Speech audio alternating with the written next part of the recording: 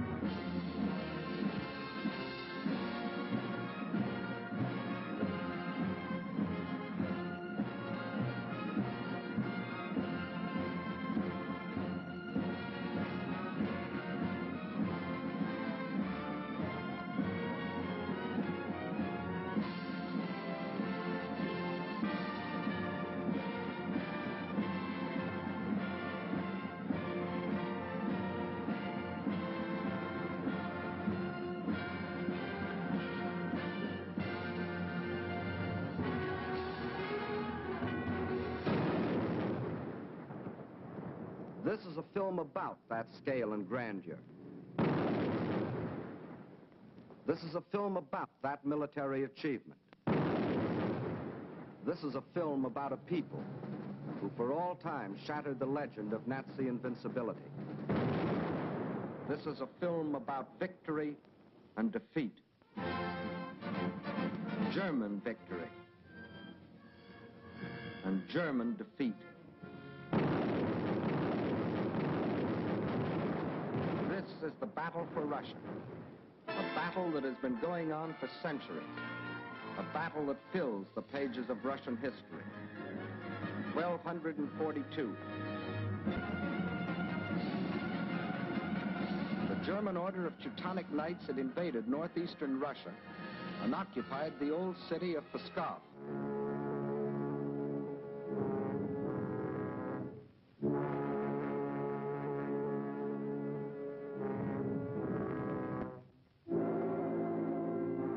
Under the leadership of their Grand Master, von Bock, they threatened to enslave the whole population of that area, including the capital, Novgorod.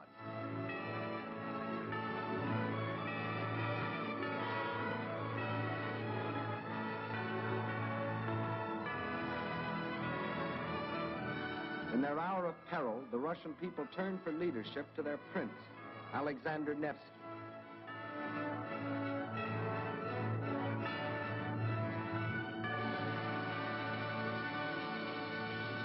And on April the 5th, 1242, on Lake Peipus, the Russians met the might of the German forces.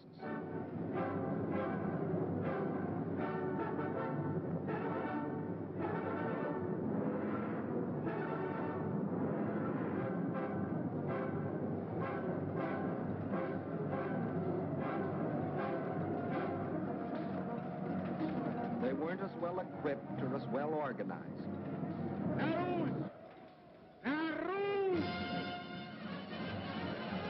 But in in their hearts was a flaming courage, a flame so fierce that it pierced the German army.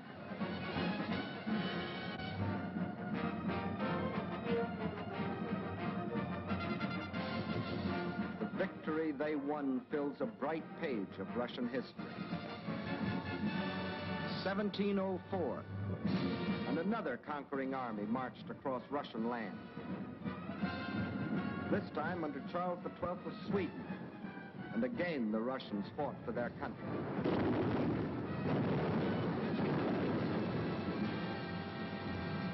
Led by their emperor, Peter the Great, after 5 long years of war, they defeated the Swedes in the historic Battle of Poltava.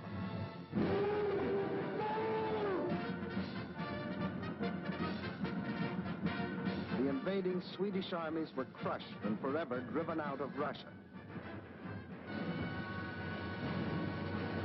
1812. Napoleon and his armies had blazed their triumphant way across Europe and were marching on Moscow. The conquering armies entered the city, but they entered a city in flames. Even in that day, Russian earth was scorched earth to an invader. And once again, the invader was forced to start the long march on the road back out of Russia. 1914, and another German army, this time under Kaiser Wilhelm, set out to conquer Russia.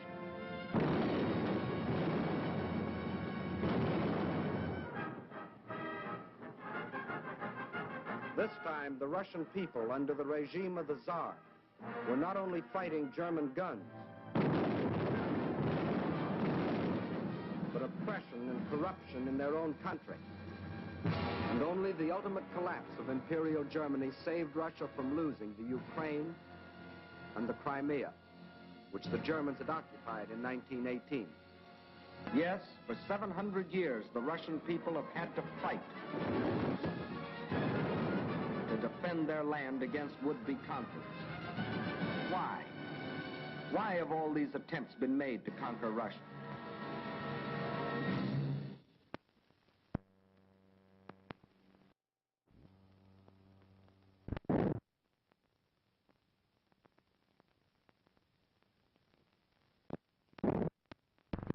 Perhaps Russia itself can provide the answer. Here it is, 1/6 of the Earth's surface, reaching from east to west nearly halfway around the world, and southward from the North Pole to the borders of India. One country of 9 million square miles. That's our own country 3 times over, or all of North America and 1 million square miles to boot. The sun never sets on Russia. When it is dusk on its western borders facing Europe, it is already dawn on its eastern borders facing the Pacific.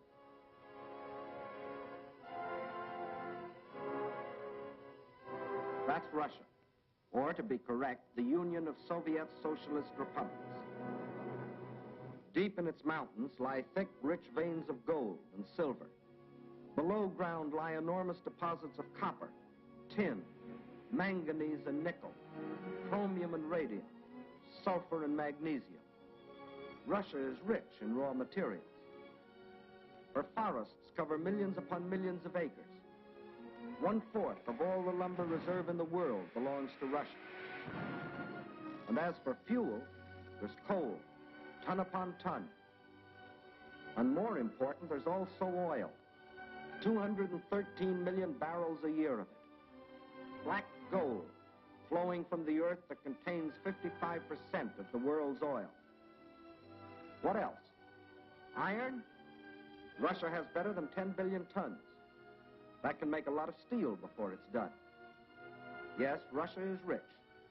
Her farms cover millions upon millions of acres. The rich black earth that, besides giving forth oil and coal, will also grow everything from sunflowers to lotus. The tea her people drink in such huge quantities, and the tobacco that they smoke. Cotton grows here too, 3,800,000 bales a year.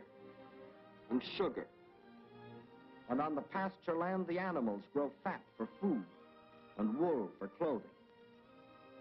while on the warm plains the fields of grain stretch as far as the eye can reach. Corn, oats, hops, rye, and don't forget wheat, 1/3 of the world's best. Yes, Russia is very rich, for it has not only raw materials and the products of its soil. Russia is also people.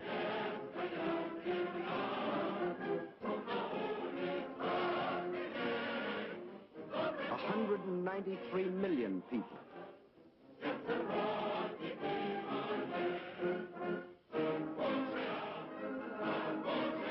People of every race, color, and creed.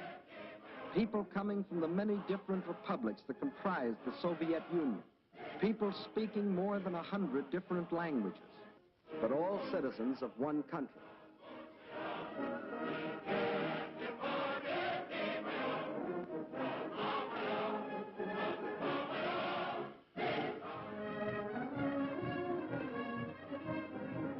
Whether they are the great Russians, the descendants of the first settlers of this vast area, and for 1,000 years its main population, or Cossacks, the famous horsemen from the open plains of the Don River Valley.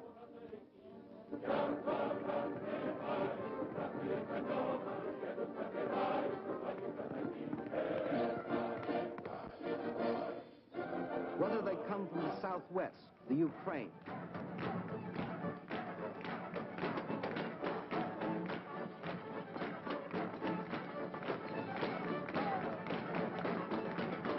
here in the breadbasket of the Soviet Union live the Little Russians, better known as Ukrainians, and beside them the Moldavians and Bessarabians. Or if they come from the far south, between the Caspian and Black Seas,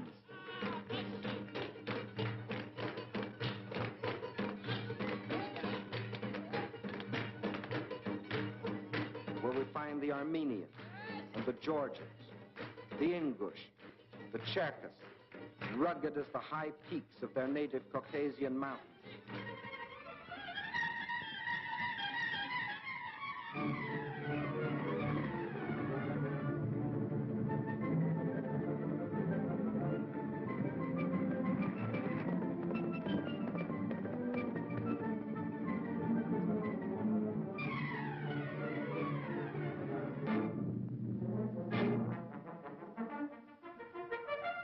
Whether they are Uzbeks, Turkmen, Kyrgyz, from the Persian and Indian frontiers,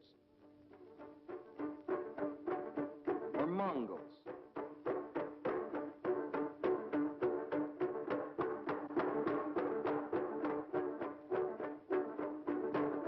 the Bashkirs, the Turco-Tartars, the Buryats, the Yakuts, from far beyond the Ural Mountains, or the people of the ice country, hunters like the Zounds, or settlers like the Laplanders. Whether they come from the pioneering wilderness of the far north, or from a great city like their capital, Moscow, where the ancient buildings of an ancient civilization stand beside the modern structures of a modern civilization, where the old Russian droshka still competes with the modern limousine.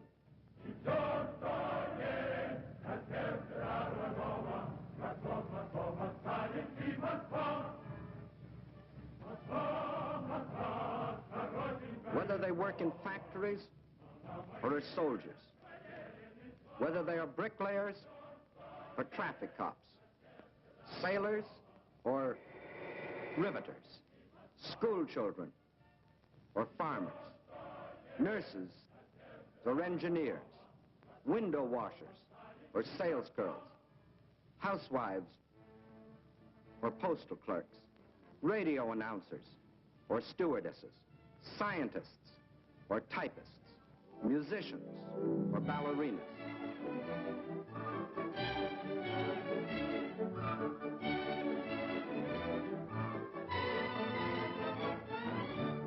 Regardless of what they do or where they live, they all have one thing in common: love of their soil.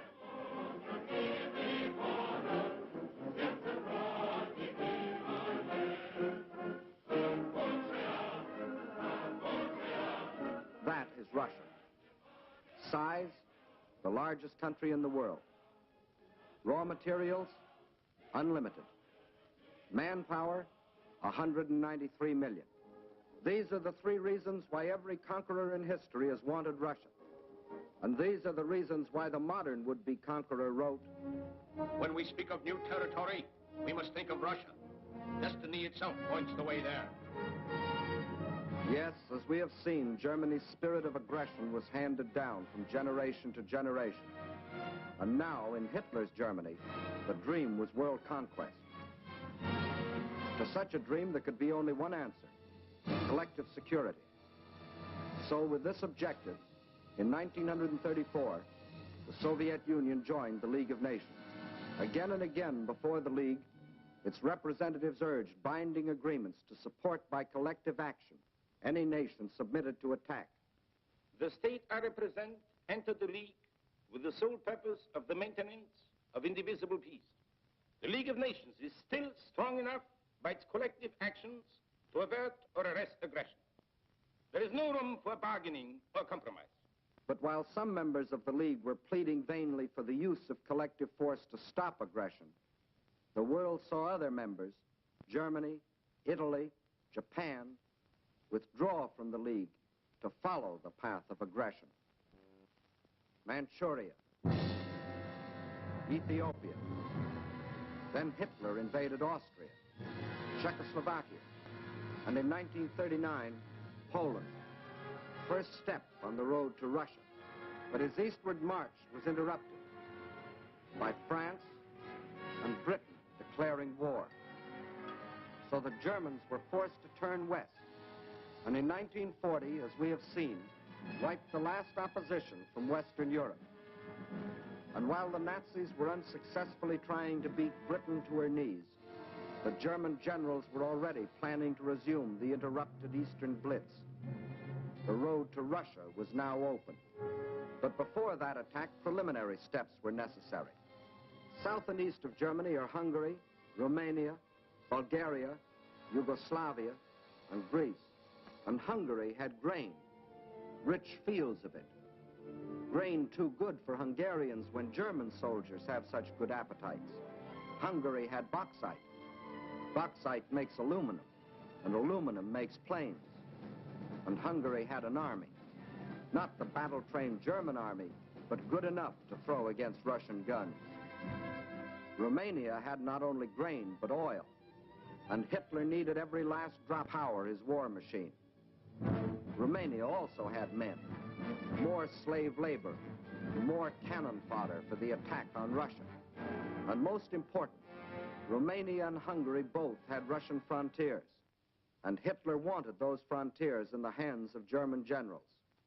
Bulgaria didn't have a Russian frontier, but it did have bases.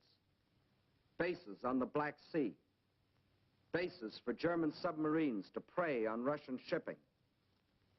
By the spring of 1941, the reactionary governments of Hungary, under the dictatorship of Admiral Horthy, of Romania, governed by young King Michael, who was only a tool in the hands of Hitler's puppet, General Antonescu, and of Bulgaria, ruled by King Boris, always a disciple of German imperialism. All had sold their countries out to Hitler. Now, threatened by a revolt of their peoples, they were only too glad to be protected by Hitler's armies. So by March of 1941, German armies were in occupation of Hungary, Romania, Bulgaria. That still left Yugoslavia and Greece. So long as they remained unoccupied territory, they remained the route for a possible Allied counter-invasion. At one of their regular meetings, Hitler had assigned the job of conquering Greece to his stooge, Mussolini. The stooge was delighted. Here was his chance to prove to his people that he too was a conqueror. But he was wrong. Perhaps the uniforms fooled him. Something did. For after the fascist legions had blitzed on one cylinder this far into Greece, the Greeks, in a brilliantly conducted mountain campaign, drove the Italians back and invaded Albania. Hitler was enraged. The failure of his stooge to protect his southern flank was delaying the attack on Russia. he sent a final ultimatum. For the Yugoslavs and Greeks, it was surrender or else. But the Yugoslavs and Greeks come from a long line of fighting men. Nazi slavery didn't appeal to them.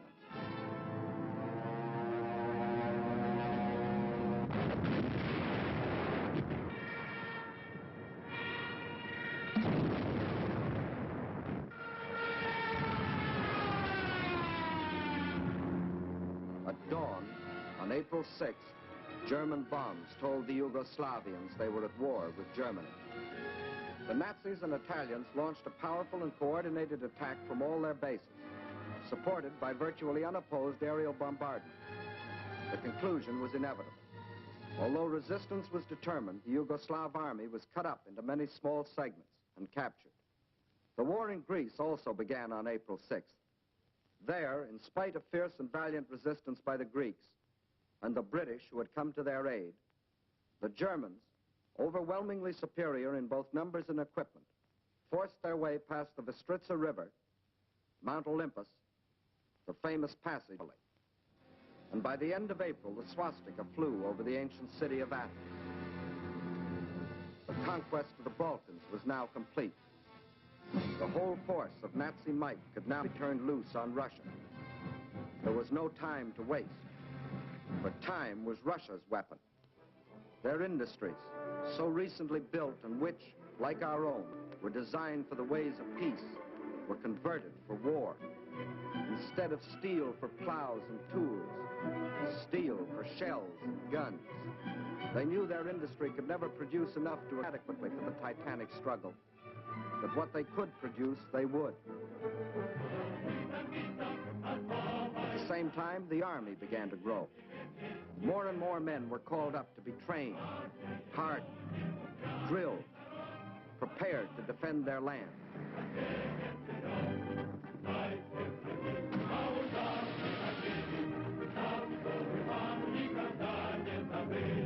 With the conquest of the Balkans, the Nazis had a solid front from the Black Sea to the Baltic, but the Russians had built themselves a buffer to take some of the steam out of the Nazi punch no matter where it landed.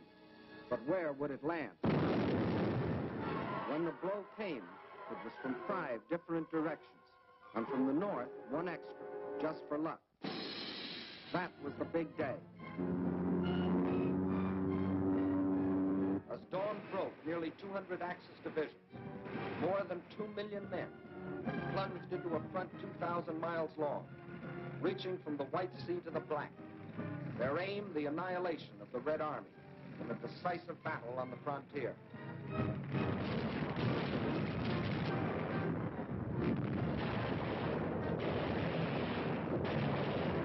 The offensive started along the whole length of the front.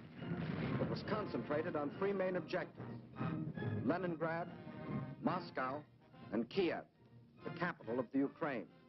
In the first 30 days, von Lieb's forces drove to within 125 miles of Leningrad, while the Finns under Mannerheim, supported by the Germans, began a drive from the north to encircle the city. In the center, von Bock's army plunged 480 miles into Soviet territory. One Russian city after the other was overrun by the invaders.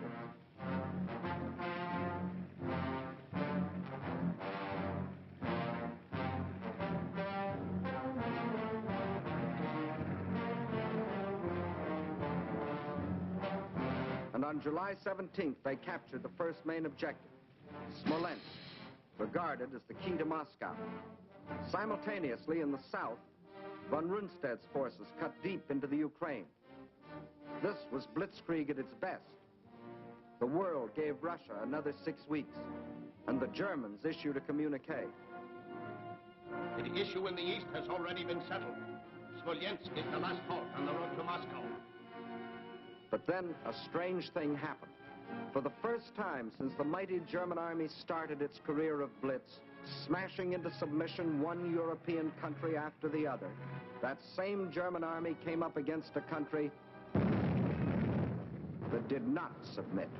Despite the fact that Hitler's army swept deeper and deeper into the Soviet Union, and by October the 15th stood practically within the shadows of the Kremlin, despite the fact that the Soviet government and all foreign missions were forced to move to Kuibyshev, 700 miles to the east.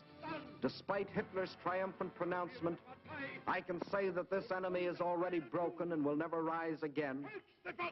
Despite the fact that by December, 500,000 square miles of Russian territory, an area equal to the entire Middle Western United States, had fallen to the invaders.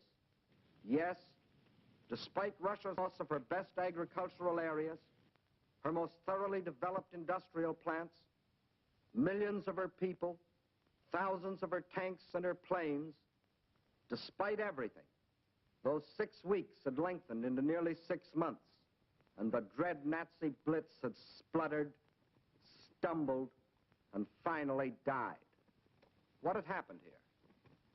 Let's try to analyze it. First, in this titanic struggle, not only 2 armies, but 2 fighting methods and 2 strategies came face to face. The German strategy was based on the well-tried Keil and Kessel, or wedge and trap maneuver. One wedge would be driven deep into the enemy territory to hook up with another spearhead driven through to meet it. In the trap thus formed, the victim would be pocketed for annihilation. The German plan in every campaign was to seek a decisive battle at the moment of invasion. A single blow must destroy the enemy without regard for losses. A gigantic, all-destroying blow. Remember the campaigns you have already seen in these films. Poland. The Poles concentrated on their borders. The Blitz broke through. 18 days finished Poland. France. The Allied strength on the borders. The breakthrough at Sedan. And the issue of France was settled. The Balkans. The Yugoslavians rushed to the border. The breakthrough came, and in 12 days, Yugoslavia was gone. The Germans planned the same blitz against the Russians. But the Russians had developed their own strategy, one to take full advantage of the vast area of their land. The Russian strategy was a defense in depth, line after line, far back into the interior. And when the Nazi wedge struck, the first line would bend with it until it became part of the second. Again, the wedge would strike. Again, a segment would be lost. But again, the line would bend until it became part of the third.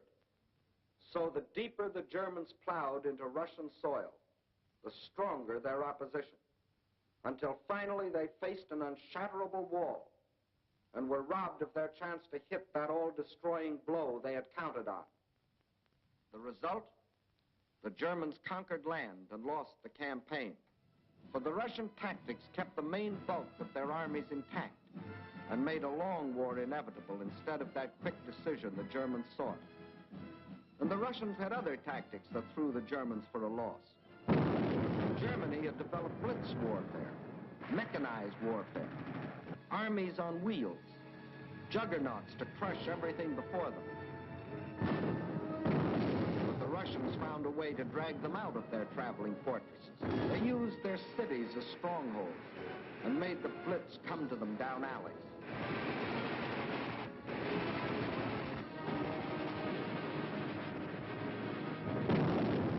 The more a city was bombed, the more impassable it became to the German panzers.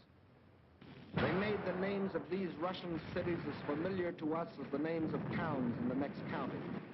Rostov, Kharkov, Kiev, Kursk, Smolensk. City after city standing in the path of the Nazi Blitz. The Red Army had found a way to make their cities of great strategic importance. Odessa, scene of an heroic siege of more than 2 months, held up the whole Nazi thrust into the Crimea. Sevastopol, which resisted every attempt of the Germans to break through. Here, for 8.5 long months, the Russians fought for the town, inch by inch, barring the Germans from the great Black Sea naval base located there. And finally, when the Germans entered the town, each district was defended street by street. Each street house by house.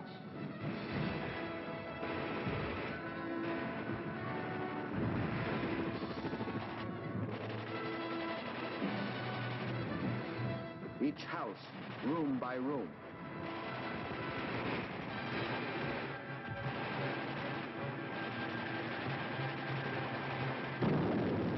The Russians knew their cities would be demolished, but their objective was not to save cities, but to destroy Germans. A high price to pay for a copy of Mein Kampf.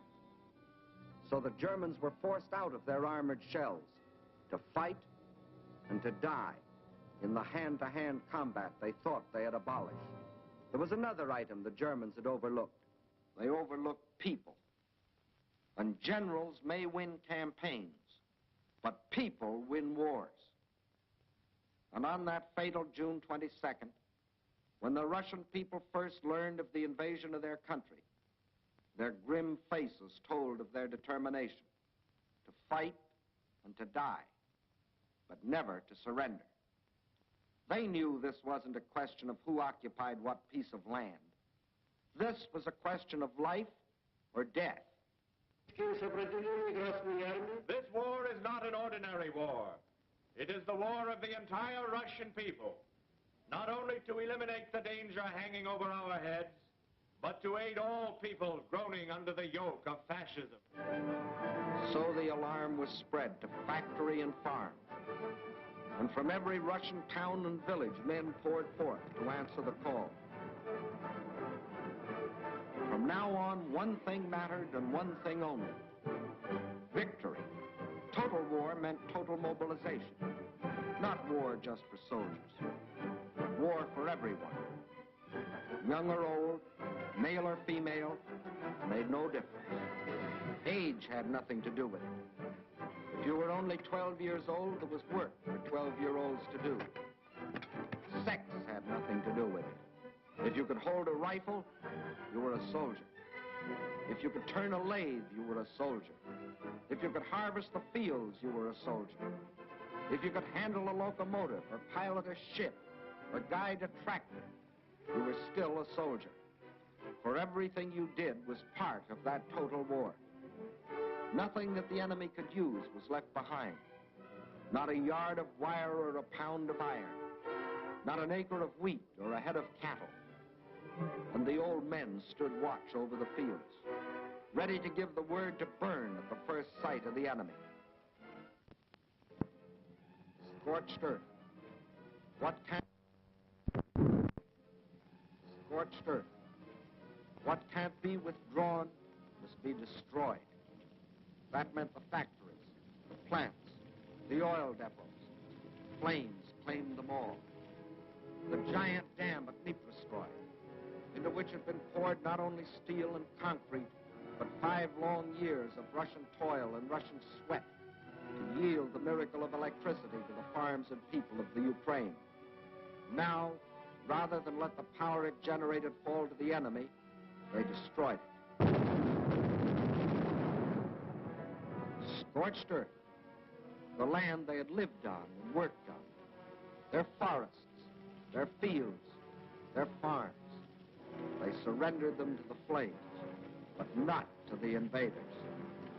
That was the scorched earth. And for action behind the German lines, a new army was formed.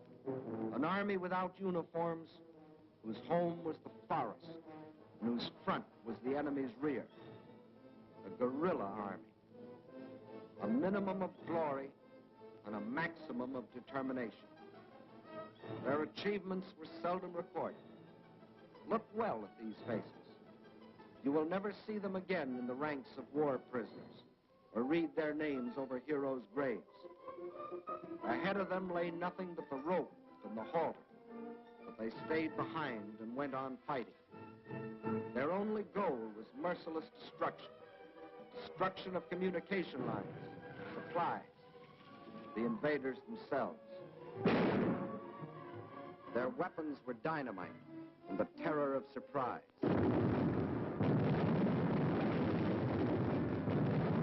They asked for no mercy, and they gave none.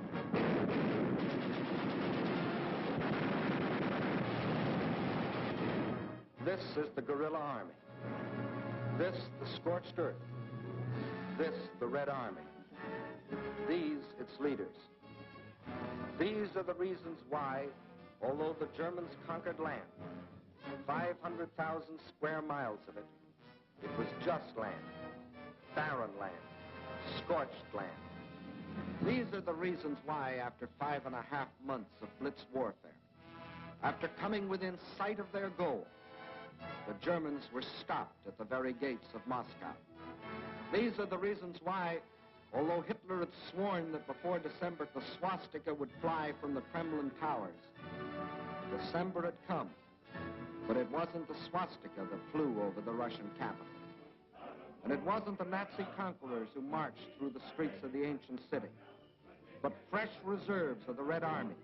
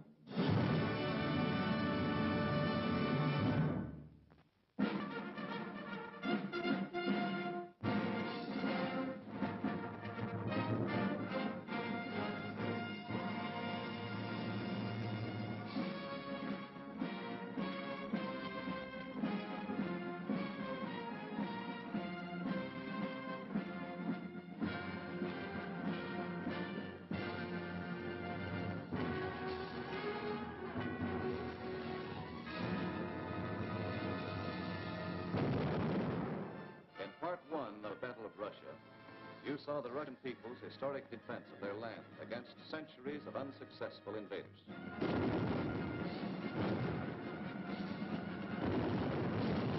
You also saw how after 5.5 months of Nazi blitz,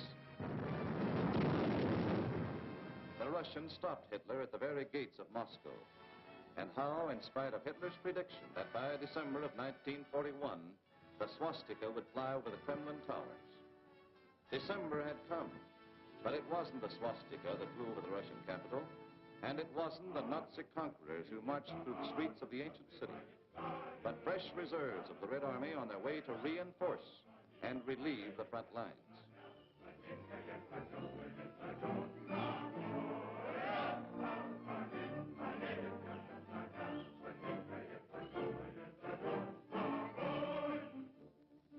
The Russians read this appeal and knew what it meant. They remembered that in their past history, the time always came when they could turn and strike back. The time had come. Their old ally, the Russian winter, had carpeted the Russian land.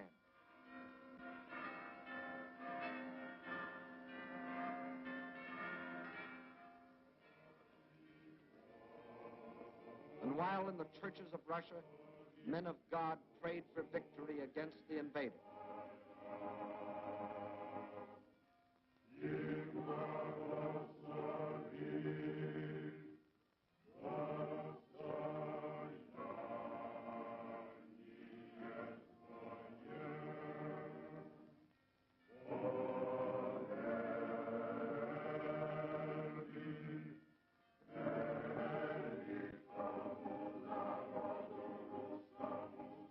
front lines, the men of the Red Army listened to the long-awaited order of the day.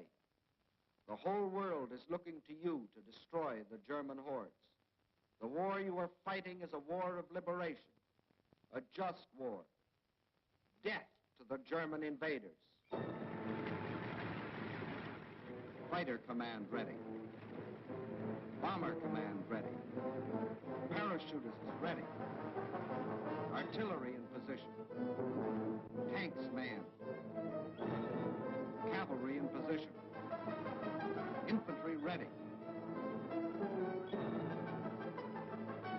Beyond those hills is the enemy. Alive! Alive! Alive! Alive! Alive!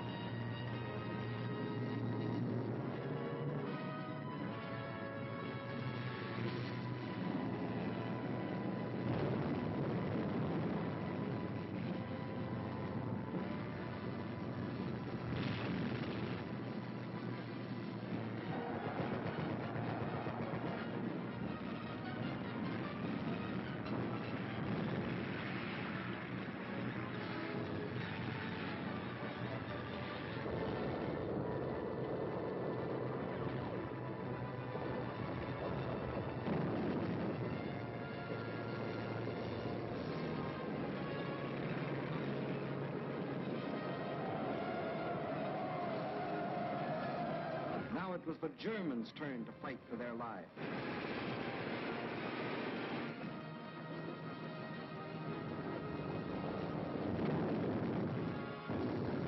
Now, for the first time, it was the German army that retreated.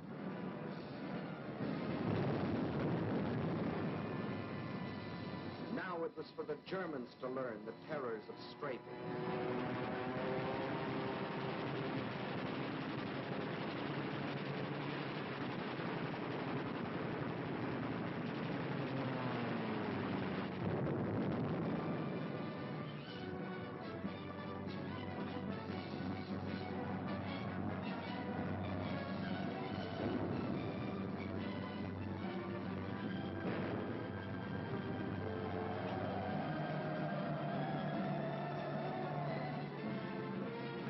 Village after village, town after town, on the Red Army swept through the country which for days and weeks had been under the invaders' yoke.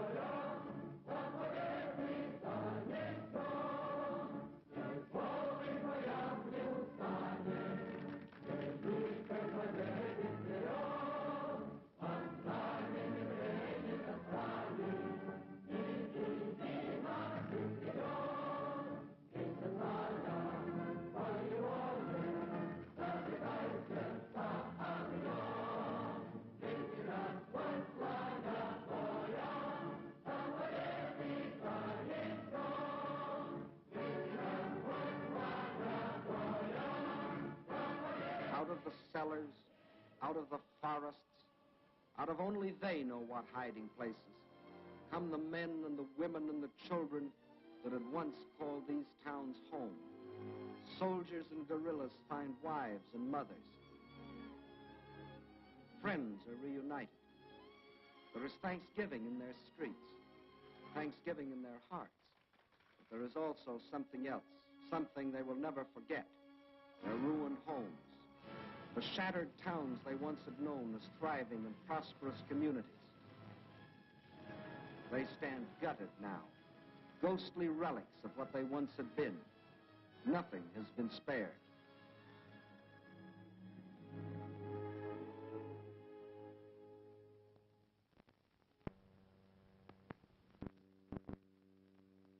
It was a museum, the former home of Peter Tchaikovsky, a man who wrote music for Russia.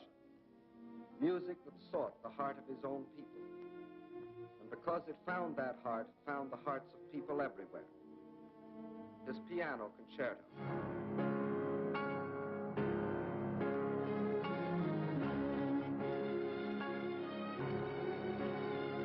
The Fifth Symphony.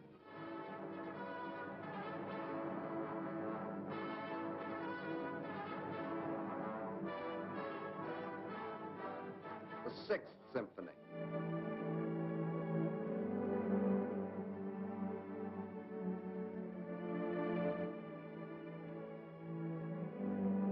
His work was, is, and always will be inspiration to countless millions. But it brought only one inspiration to the Nazis: vandalism.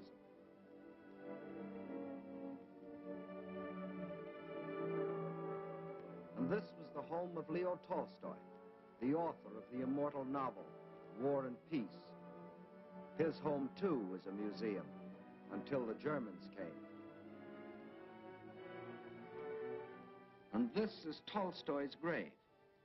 If the Nazis buried nearby had read his famous book, they would have learned their fate beforehand. But But there were other dead the Nazis didn't bury. Russian dead. They weren't soldiers, and they weren't killed in battle.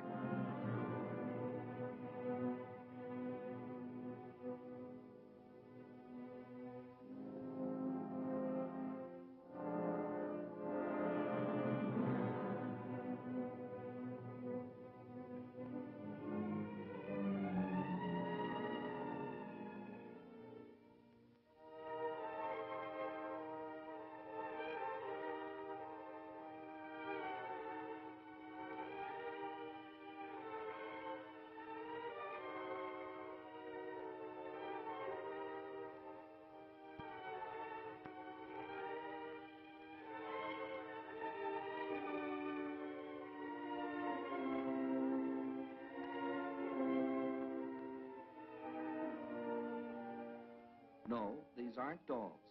These are children. Mass murder by orders of the High Command. And there were other children. Perhaps more fortunate, perhaps less. Young girls, but not young now. The attentions of the Nazi soldiers aged them very quickly. And whoever resisted the invaders met with this. These are the things the Russians can never forget.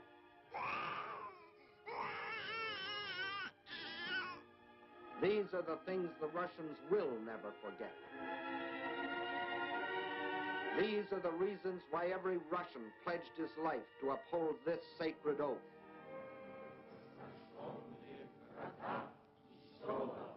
За смерть детей и матерей наших. За смерть детей и матерей наших. За пытки и издевательства над моим народом. За пытки и издевательства над моим народом. Я клянусь мстить врагу. Я клянусь, что скорее умру в жестоком бою с врагами, чем отдам себя, свою семью и весь народ мой. Рабство коварного фашизма. Кровь за кровь.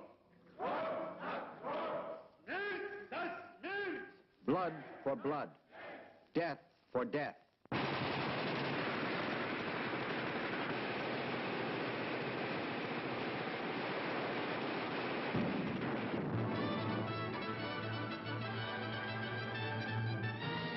That is the reason the Russians smashed on, deeper and deeper, along the entire front from Rostov to Leningrad.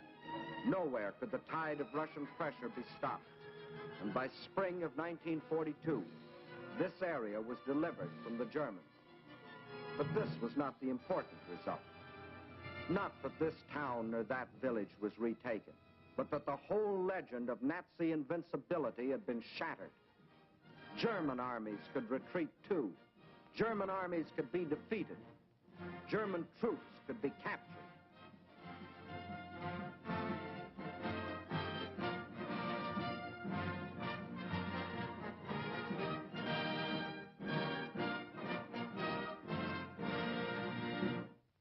But besides this crushing offensive, there was another factor that shattered the legend of Nazi invincibility. That factor, which will live forever in the history of this war, was written by the people of this city. A city now called Leningrad after the leader of the Russian Revolution, Lenin, and which, before that, was called Petrograd, in honor of its founder, Peter the Great. A city which today, with the exception of Moscow, is the most important center in the Soviet Union, because some of Russia's largest industries are centered here, and also because it is Russia's principal port on the Baltic Sea and the base for its Baltic fleet. Here, as throughout the Soviet Union, on June 22nd, word came of the attack. But here, the city was only a few miles from German lines. And while the men of the Red Army and the Baltic Fleet moved out to meet the enemy, behind them another army was formed. An army whose weapons were shovels instead of rifles. An army of men. An army of women. An army of children. Feverishly, they dug the trenches, threw up barricades, built defenses, prepared themselves for the worst. They knew that they too were in the front line. They weren't wrong.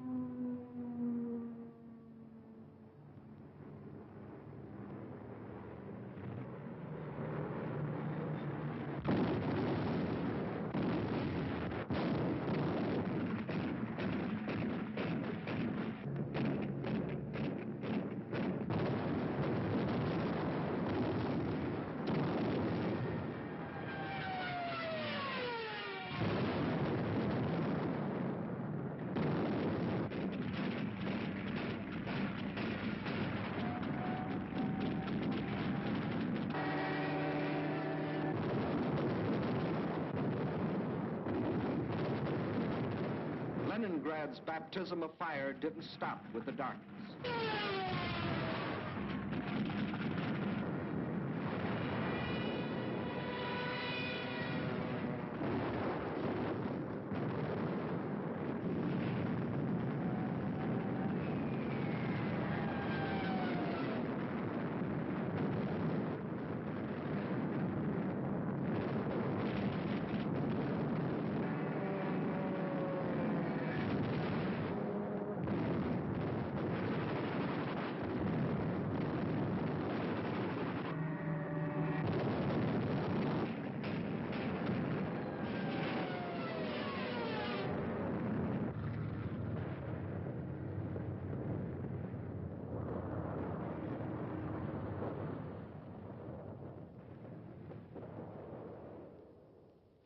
Finally, the morning comes, and the people of Leningrad dig themselves out from the ruins.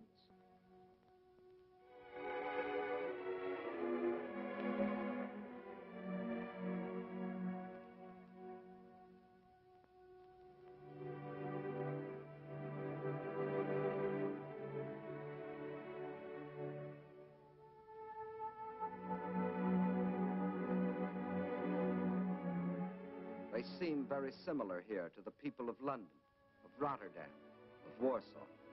As in those cities, there were ruined homes, museums, and other important military objectives, like the Russian Dumbo from the Leningrad Zoo. But there was one important difference. Bombing from the air was only one small part of what the people of Leningrad had to face.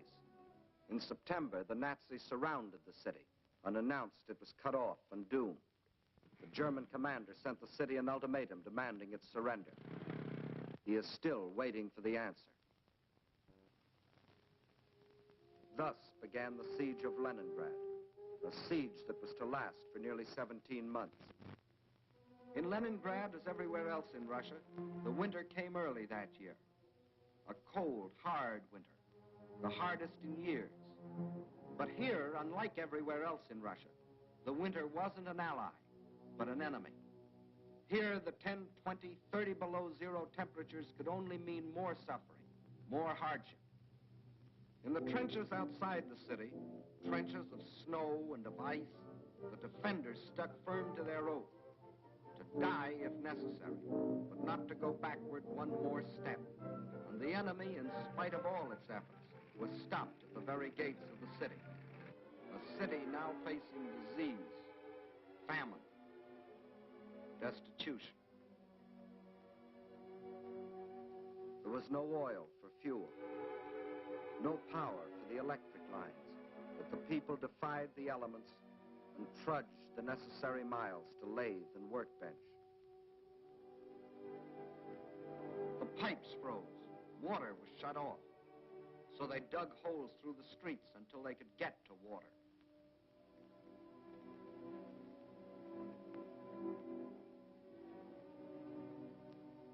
There was no food, and the whole city went on starving. A factory worker got 8 ounces of bread a day. Everyone else, child and adult alike, only 4. And to keep the dread enemy of disease from stalking the streets of their city, an army of women worked with shovels, worked with picks in those streets every day, clearing away the rubble, the refuse, the sources of contamination. Bombs from the air couldn't force the defenders of Leningrad to surrender. Winter couldn't do it. Hunger couldn't do it. So the Germans decided to shell them into surrender. For days, long-range guns hurled ton after ton of high explosives into the heart of the city.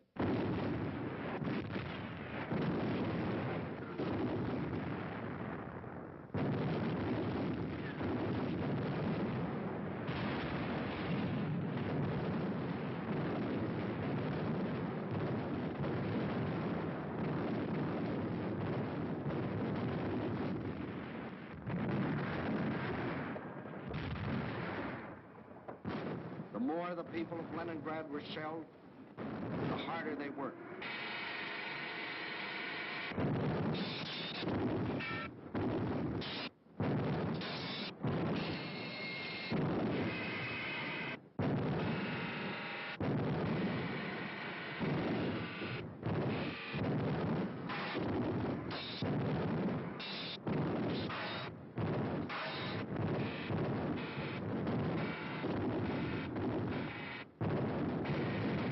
Drenched in a rain of high explosives, cut off entirely from the rest of Russia, with only their own hands to depend on, their determination never faltered.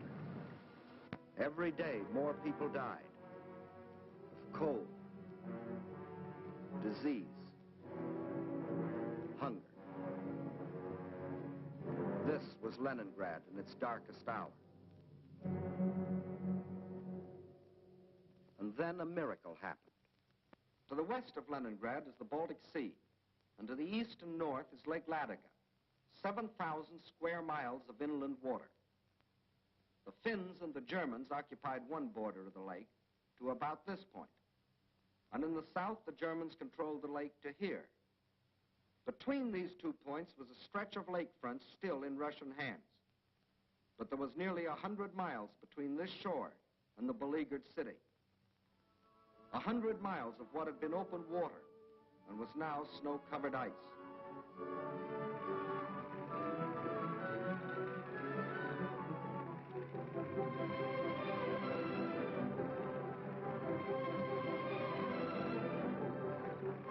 Across this frozen surface now went tractors, sledges, carving a road across the lake. And soon across this highway, from the far side of the lake, poured a stream of trucks, bringing in food, oil, grain, fuel, truckload after truckload of fresh life for the people of the city. Too late, the Germans discovered that they had left one avenue of rescue open.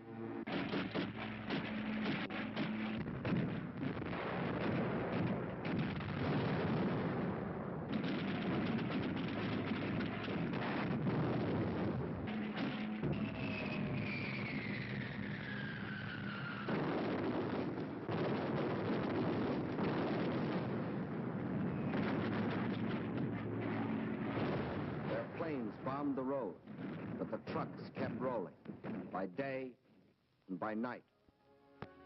The lake highway remained open, and soon more than trucks would reach the city, for the Russians were now laying a track across the ice.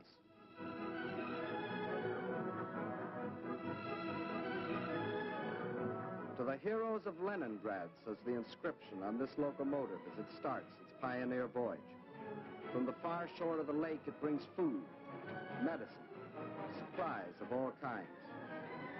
Across the lake and into Leningrad, this train is but the first of many. Trains that not only brought in supplies, but that could take out the wounded, the sick women, the half-frozen children. All those that needed better care. All winter long, the lake traffic continued. And all through that terrible winter, the men of the Red Army, outside the city, found the strength not only to defend, but to attack. Time after time, they hurled themselves against the invader, driving him inch by inch back from the city's outskirts.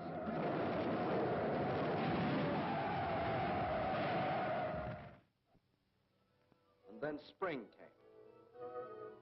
Spring.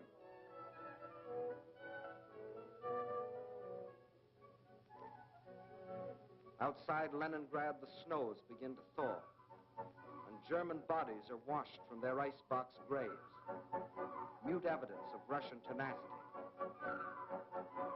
The warm breath of spring is felt, too, on the frozen surface of Lake Ladoga. But the trucks continue to roll, even though the ice is melting beneath them.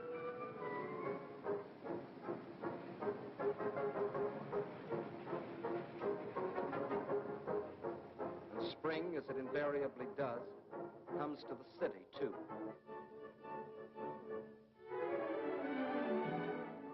But spring is more than a new season to the people of Leningrad. It's a new life. The city begins to breathe again. For the first time in months, the trolleys ran.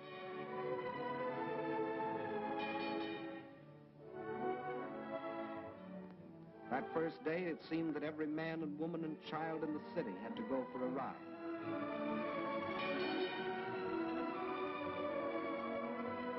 This was life again. Life for the Leningrad children that weren't killed by Nat's horrible winter. Life for the Russian WACs, the women of the Red Army. And for the Russian waves, the women of the Red Fleet. And for the sailors of the fleet themselves, the artists of the famous ballet theater have come to offer entertainment.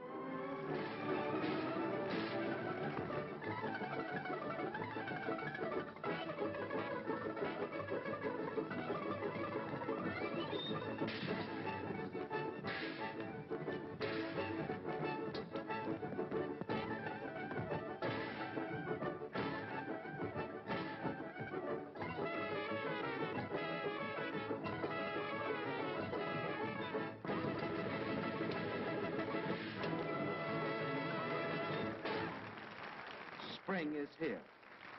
Summer is coming. And Leningrad is still free. Although some Germans did finally succeed in getting into the city. But under different circumstances than they had anticipated.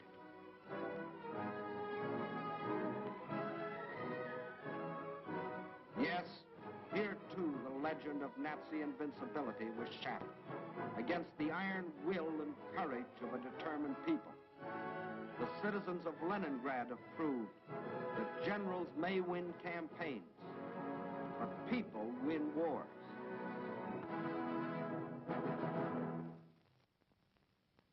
By summer of 1942, new posters were appearing in the streets of Moscow. Posters that greeted and welcomed their allies. Allies whose help was already arriving in Russian ports. Allies whose friendliness had sent drugs and food and warm clothing to help sustain them in their darkest hour. But in spite of all this, the staff of the Red Army knew that they still faced the most powerful enemy in history, and that that enemy would attack again. But when this attack came, the whole German strength was to be concentrated on one objective: the Caucasus and oil. The Caucasus Mountains represent one of the toughest military obstacles in the world. Towering peaks rising to heights of as much as 18,000 feet, with only one practical highway traversing them. And Baku, the biggest oil field, is on the other side. To reach Baku, the only feasible military route was along the coast to the Caspian Sea. But the map shows what a dangerously extended supply line this would entail. To make the operation a success for the Germans, the first necessity was control of the northern hub of the rail lines of the area, and a new base of operations. That hub was a Volga River port we have come to know well, Stalingrad, named for Russia's present leader. The pride of this generation of Russians, for it was their city, built in their time. With the capture of Stalingrad, the Nazis would have a base from which to launch a flanking attack on Moscow. With one master stroke, the Russian armies to the south would be cut off from help. And in the north, Russian factories, Russian farms, and Russian armies would be practically cut off from Caucasus oil, and also from American and British supplies, which were shipped to Russia through Iran and Iraq. German control of the entrance to the Volga and its two main ports, Astrakhan and Stalingrad, would be a crippling blow for Russia. For the Volga is the vital artery through which flowed the lifeblood of supplies. Early in May, the German offensive began along a front extending from Kursk to the Crimea.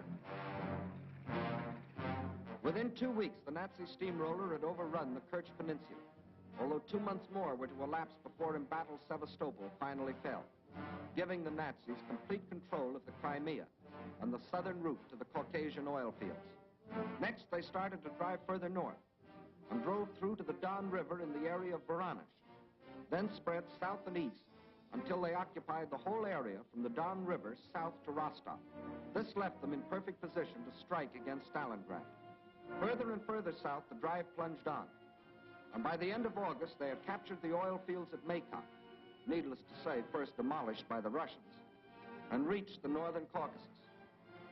Yes, the Germans were only a few miles from their goal, the oil fields at Baku, but two barriers still stood between them: Russian mountains and Russian determination. The people of the Caucasus joined with the army to form an unshatterable wall against the full onslaught of the attack.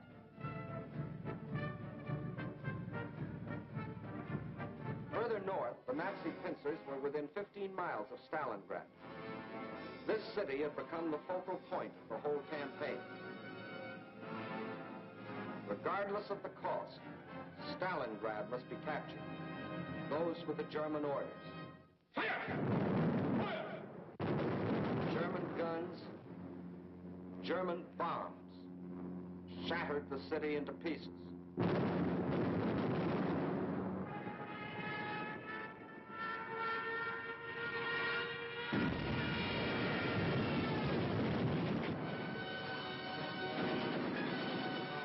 By September 20th, the Germans, after 30 days of grueling and ceaseless fighting, battled their way into the city's outskirts.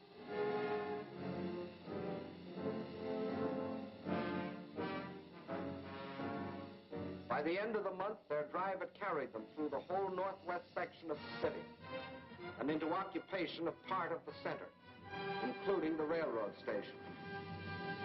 On the last day of September, Hitler announced that the fall of the city was only a matter of a few days. Once more, the world was afraid a Russian campaign was lost. But once more, the Germans were to stand on the very threshold of victory and still fail. For now, they were to meet a fire of fury such as they had never known.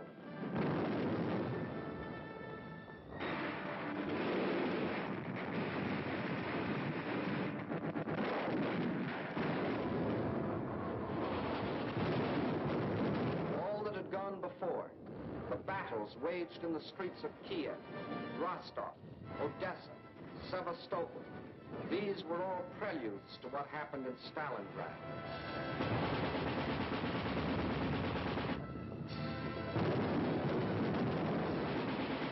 Every inch of the city was a strategic point, to be defended as such.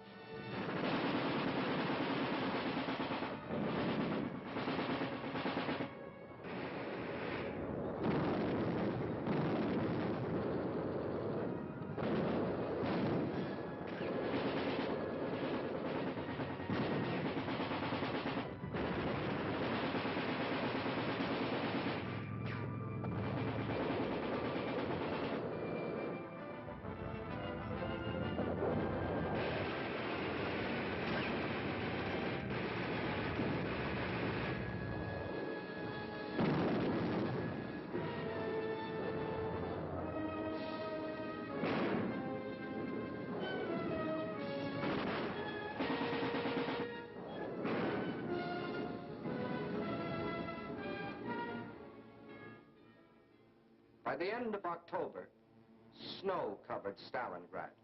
From the air, the Germans tried to force the surrender of the Russian-held part of the city. At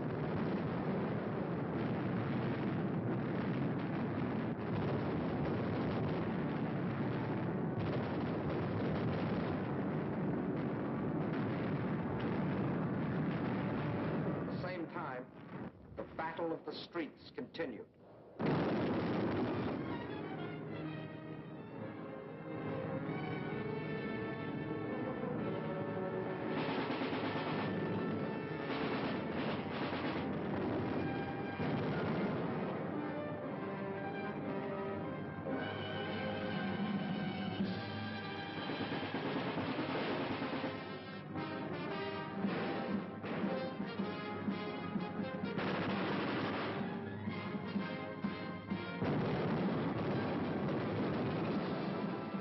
November dawned, the Russians were no longer defending their city inch by inch.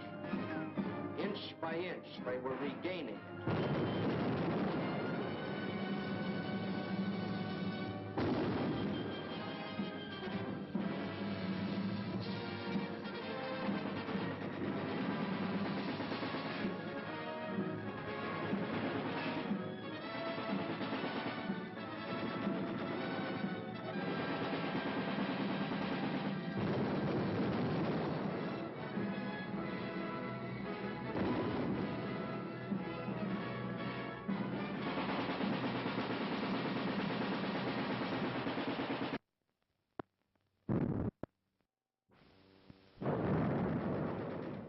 Now, as the whole world spoke in admiration of the city of steel, the ticker tape brought us breathtaking news.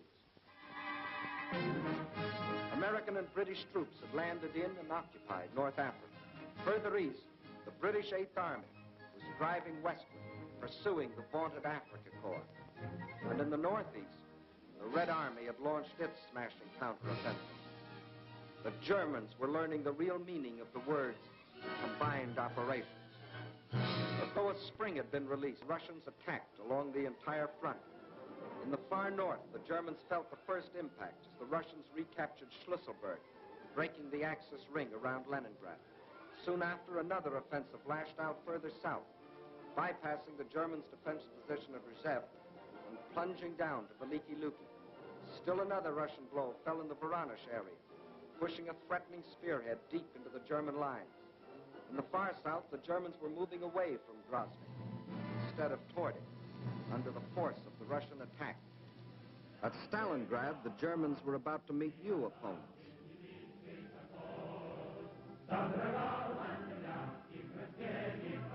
Fresh reserves were arriving from far Siberia. They had been stationed there in case of trouble with the Japanese. Now these troops had been transported to relieve the embattled defenders of Stalingrad.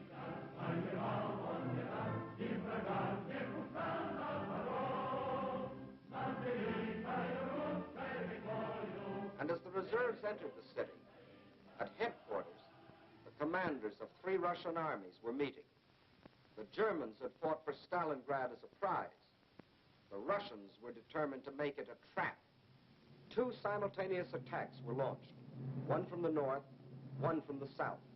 The German armies encircling Stalingrad were now themselves threatened with encirclement.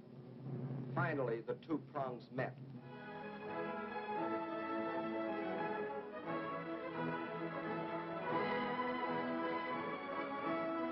These battle-hardened soldiers of the Northern Army and soldiers of the Southern were emotional as children as they greeted each other. They knew this meeting meant the salvation of Stalingrad and of their country. And on this Christmas of 1942, the people of the Soviet Union can celebrate with happy hearts. They have received a most precious gift from the men of their army, the assurance of ultimate victory. Just as in our hometowns, it is the Children's Day in Moscow. It is a happier Christmas this year. Today, there are no German bombers overhead.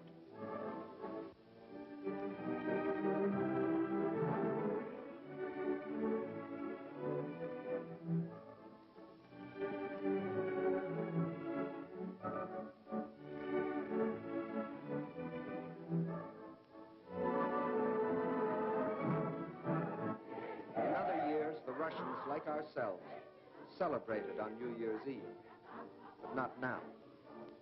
The factories are just as busy as on any other night. The moment comes. It is the New Year. С Новым годом!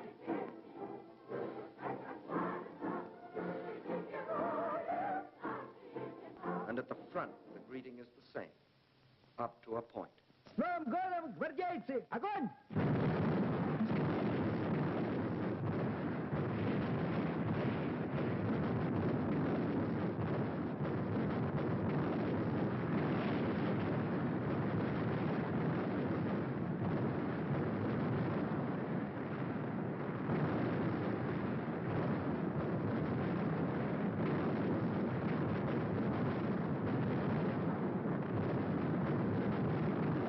Outside Stalingrad, the icy winter becomes a fiery hell.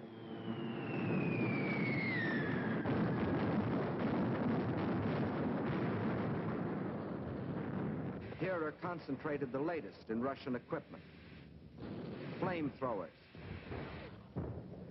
ice gliders, used here by shock troops to capture airfields in advance of the main army.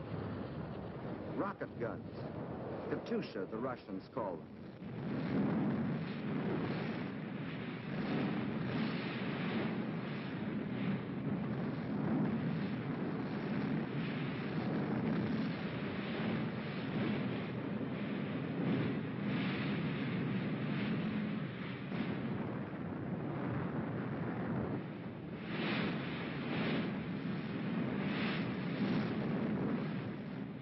Every last resource of the Red Army was thrown into a crushing offense of ultimate destruction.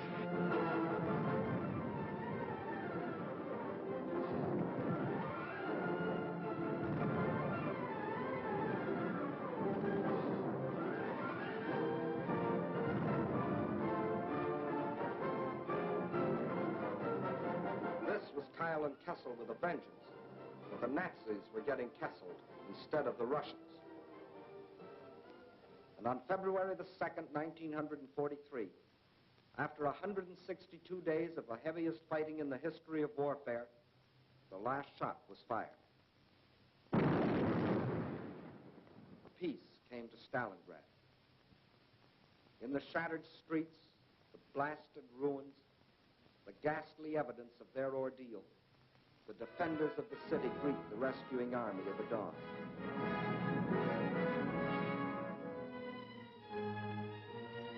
Stalingrad is free. The Nazis had capitulated.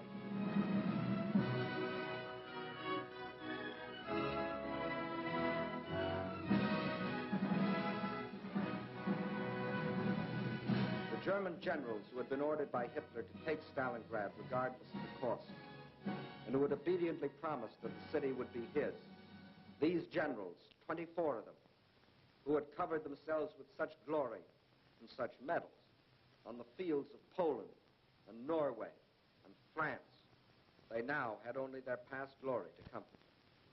This is Field Marshal von Paulus, Commander-in-Chief of the German armies at Stalingrad. This is the man who told his soldiers that if they surrendered, he would see to it that their families died in reprisal. When he faced his captors, perhaps his worried expression reflected an anxiety that Hitler might take the same revenge on his family. For he knew that when he surrendered, Hitler lost not only a field marshal, he lost an entire army, 22 divisions, 330,000 men. These are the men who had been promised that as conquerors they would winter in Stalingrad. Well, it was winter, and this was Stalingrad. Here were the conquerors.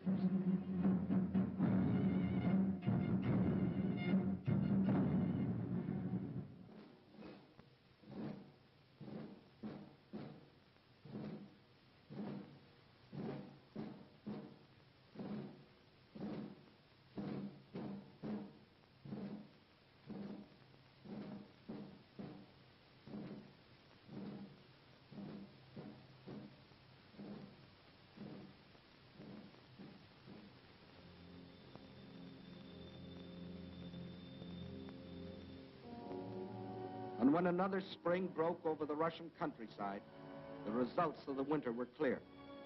The invader had been driven back far beyond the lines he had occupied a year earlier. 185,000 square miles of Russian land had been freed, and in this winter campaign of 1942, the Axis powers had lost 5,090 planes, 9,190 tanks, 20,360 guns, 30,705 machine guns, more than 500,000 rifles, 17 million shells, 128 million cartridges, vast stores of other materials, and 1,193,525 men, of whom 800,000 were dead. That is the story to date of the German attempt to conquer Russia. In 1941, they tried for Moscow and failed. In 1942, they tried for the Caucasus and failed. In 1943, and for as many more years as necessary, they will not only be resisted wherever their failing power strikes, but they will be attacked, and attacked by these united people of these united nations.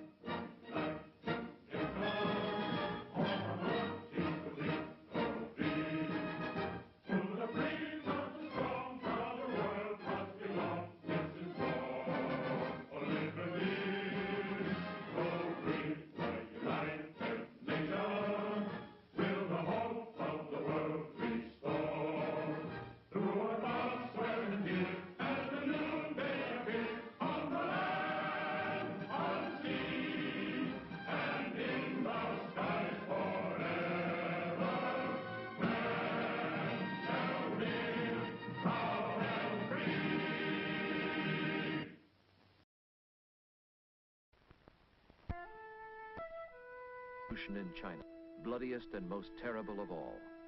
An entire civilization blown apart.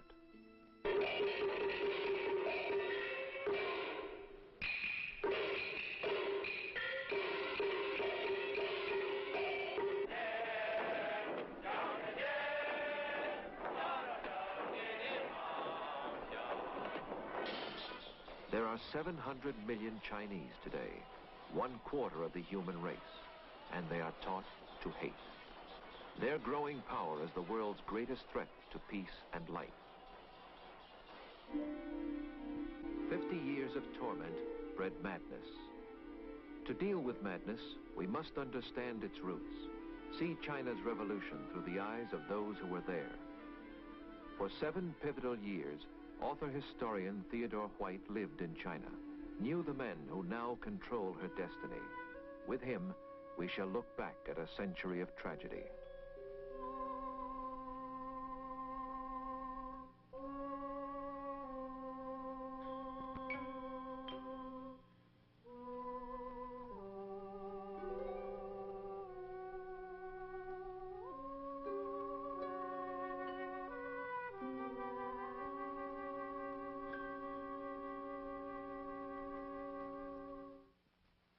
For 18 years, we of the West have been excluded from China.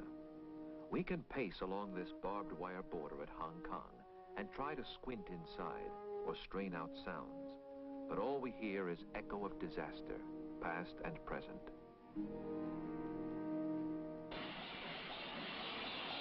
When we ask why, there is no other book of answers but the history of this century. For both of us, Chinese and Westerners, have shared the blunders that transformed our greatest friend in Asia into our greatest enemy. Theodore H. White recalled. Those of us who lived in China in the crisis decade remember it all so differently. So close they were in friendship to us. Fingertip close. And now their fists are balled in anger. They were looking for some entry into the modern world. And nothing in their ancient culture could give them any guide to the turbulence they found. Nor could we help them. It was a quest, a 50-year search for some new kind of government, some new form of order. And in the end, they moved from tyranny to tyranny. From the tyranny of Confucius and the Manchu emperors to the tyranny of communism and Mao.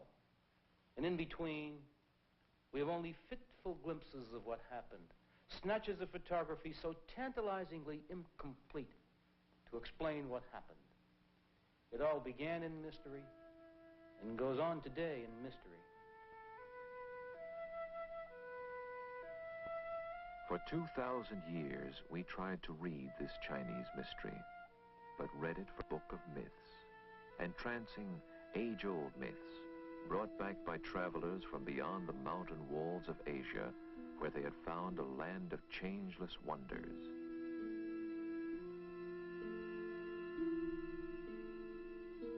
A strange serenity of spirit graced its hills with beauties. Bridges arched across the rivers as much to soothe the eye as help the wayfarer. The silent shriek of violence in art might catch attention, but that was echo of an anger we did not fathom.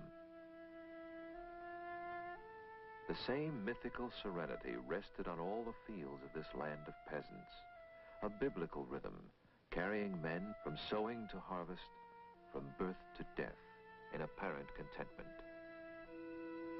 The old myth held that China had solved the great secret of government.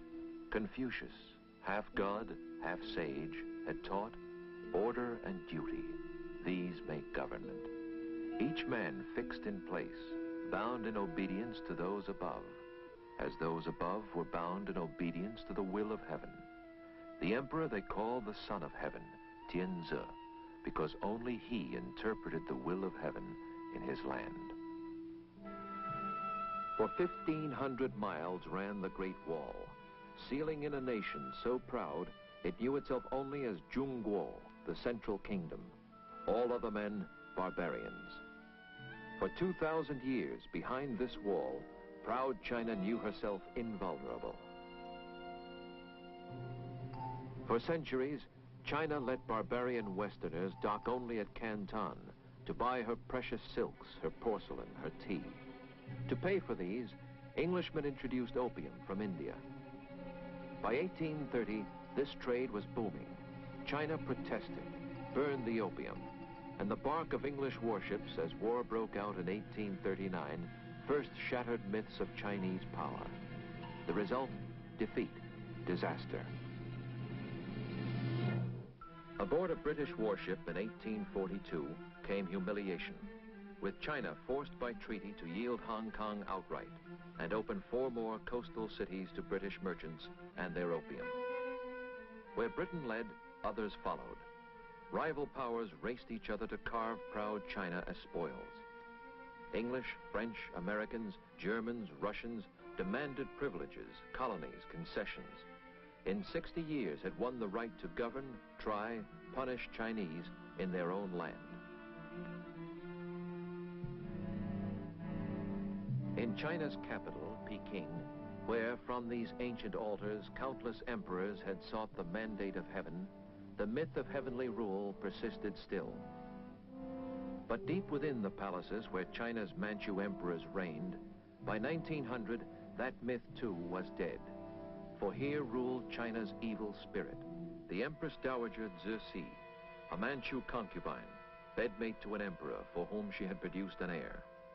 A woman with a gift of malice, said to have poisoned her own son upon his throne, installed her infant nephew as emperor, killed his mother, had then imprisoned him in 1898. An ignorant woman, but unchallenged ruler of the empire. Her court, a whispering of ladies-in-waiting and eunuch favorites. Chief among them, eunuch Li Lianying, as depraved as she. When told China needed ships to fight the foreigners, they used naval appropriations to build a marble pleasure boat in a nearby lake. Only one conviction bound her to her people, hatred of the contemptuous foreigner who tramped her land. 1,000 villages deep in China mirrored her primitive hatred of the foreign devil. Moreover, their passions had found flag and leaders. As a secret brotherhood, the Boxers began to flourish. Kill the white man, burn his mission, said the Boxers, claiming magic charms could make their bodies impervious to Western bullets. With the Empress' consent, In early 1900, they began to kill. One of America's great novelists, then a missionary child, was at the time in China.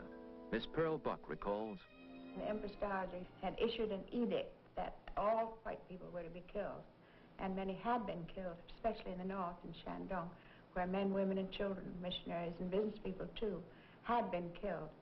But we were so fortunate because we lived in the province of Jiangsu, and we had a very good viceroy, an intelligent man, and he knew that it was folly for the old empress to think that she could gain anything by killing the missionaries and the business people, because there would be terrible retribution. And so he was so courageous as to insert a negative, a no, a not, into the imperial edict, so that it read, we were not to be killed. And that's what saved our lives. Here at Peking, within these massive walls, for almost 2 months, 3,000 foreigners and Christian converts gathered under siege to fight for life. Their sandbagged embassies a bastion against Boxer fanatics. From around the world, navies rushed troops to raise the siege. Britons, Americans, Russians, French, Germans, Japanese raced with field guns and modern rifles, whose bullets no Boxer magic could resist. Victory was swift, punishment ruthless.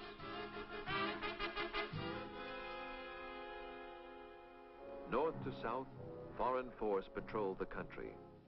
Japanese soldiers began to explore China's wealth and covet more. In the shadow of Peking's mighty ramparts, American soldiers tasted war on Asia's mainland for the first time and frolicked, China forever humbled.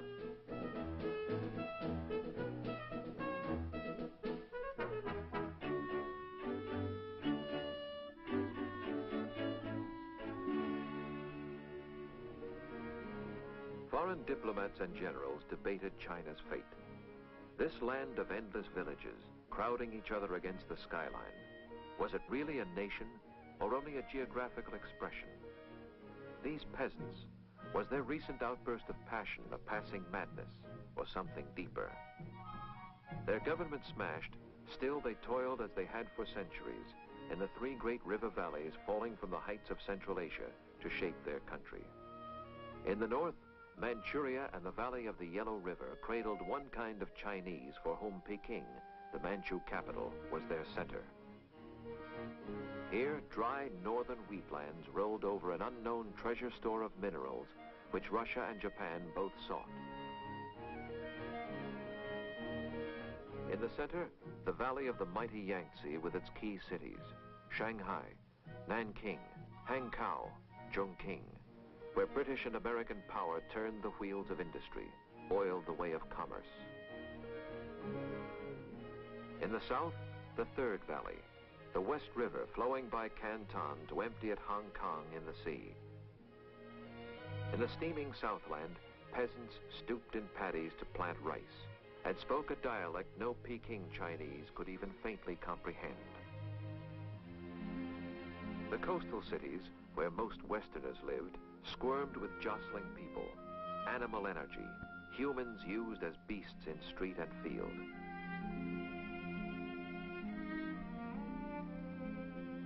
Most still wore pigtails, forced on them a symbol of submission to the Manchu dynasty and its son of heaven. But within the old Forbidden City, there was no government, no son of heaven. The aging Empress Dowager, her spirit broken by the Boxer War, lingered dying until 1908, and then, for all intents and purposes, the throne was empty, save for an infant of 3 years installed to sit in it. And then it vanished. Simply vanished. The Manchu dynasty disappeared overnight. Nothing like this has ever happened in all history. 2,000 years of tradition, the whole structure of the imperial Confucian political thought dissolving to dust. The Chinese give it a name and a date. They call it Shuangshi, double 10. The date being October 10, 1911, when a riot occurred in the Yangtze Valley which they couldn't suppress, and 5 weeks later, The regime had disappeared, the dynasty overthrown, never to reappear again in history. And out of this turbulence, there emerge two types of Asian leader, arch symbols, the man of guns and the man of ideas. And these two types, the gunman and the dreamer, have perplexed all our efforts in Asia for the 50 years since, and they still perplex and haunt all our policy even today. In Asian politics, gunmen rise first. General Yuan Shikai seized power at Peking, turned loose lesser generals to ransack provinces. Briefly, he gathered a puppet assembly, imported an American professor to write a constitution for a republic. But old ways were easier. Returning to Confucian order in 1915, Yuan named himself emperor, and 6 months later died. His rival, Sun Yat-sen, was the man of dreams. The dream of China, powerful, free of emperors and foreigners, made him from his youth a revolutionary. Students, teachers, merchants meeting in such secret headquarters joined his conspiracy. On postcards, he scrawled a rising sun, emblem of a new flag someday to be. For 20 years, he planned destruction of the Manchu tyrants, to see his dreams betrayed by Yuan Shikai. But his ideas were catching fire. In 1919, students throbbing to his fiery message, sick of chaos, furious at foreign pillage, angered by Japan's demands for more of China, filled the streets with protest riots. But students had no guns, ideas, no armies. Armies belonged to warlord generals, the heirs of Yuan Shikai. Power and force were theirs, whether trained to fight with Manchu broadsword or equipped with second-hand artillery. Laughable to Europeans, in China, such troops struck terror. Their purpose, simple, to rule by killing. For 15 years, a dozen regional overlords subdivided, morselled out provinces to lesser feudal warlords by the score. Warlord armies came in all shapes and weaponries, as colorful as such grotesque commanders as giant Zhang Song Jiang of legendary sexual appetite, Yan Xishan, the treacherous drug addict, Wu Pei Fu, lover of flowers and gardens. They never thought if it rained, they thought it was foolish to go out in the rain and fight. So if it was a rainy day, you were quite safe and comfortable.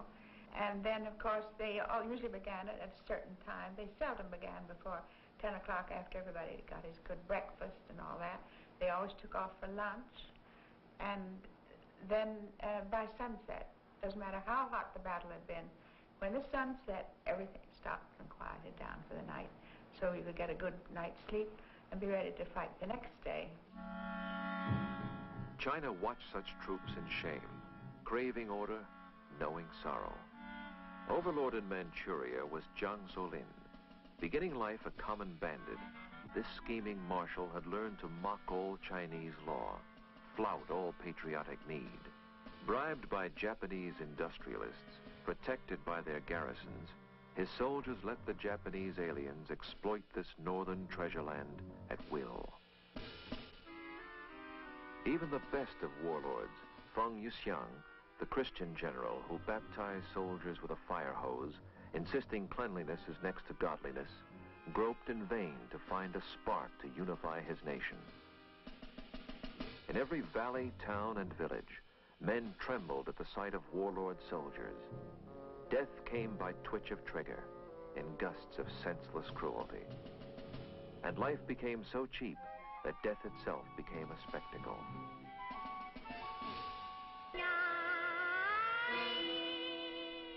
Children, growing up, became inured to violence, a culture of scholars transformed by killing.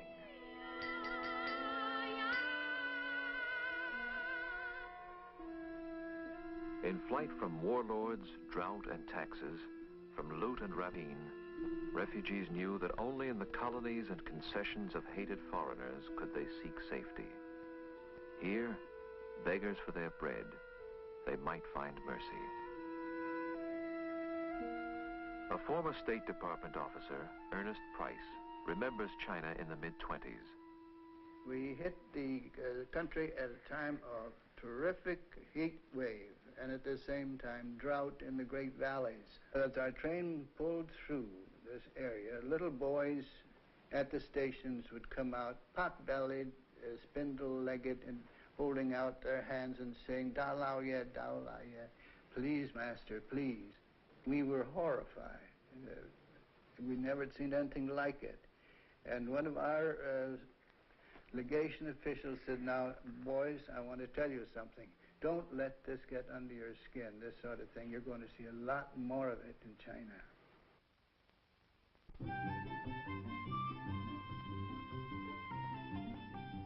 In the western enclaves of the coast, life for foreigners went on unchanged.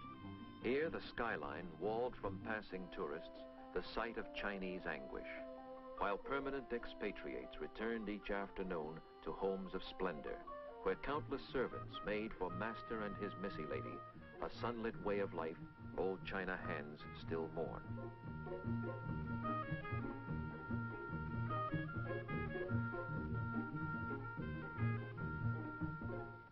From Shanghai, foreigners controlled most Chinese industries, mines, mills, and railways.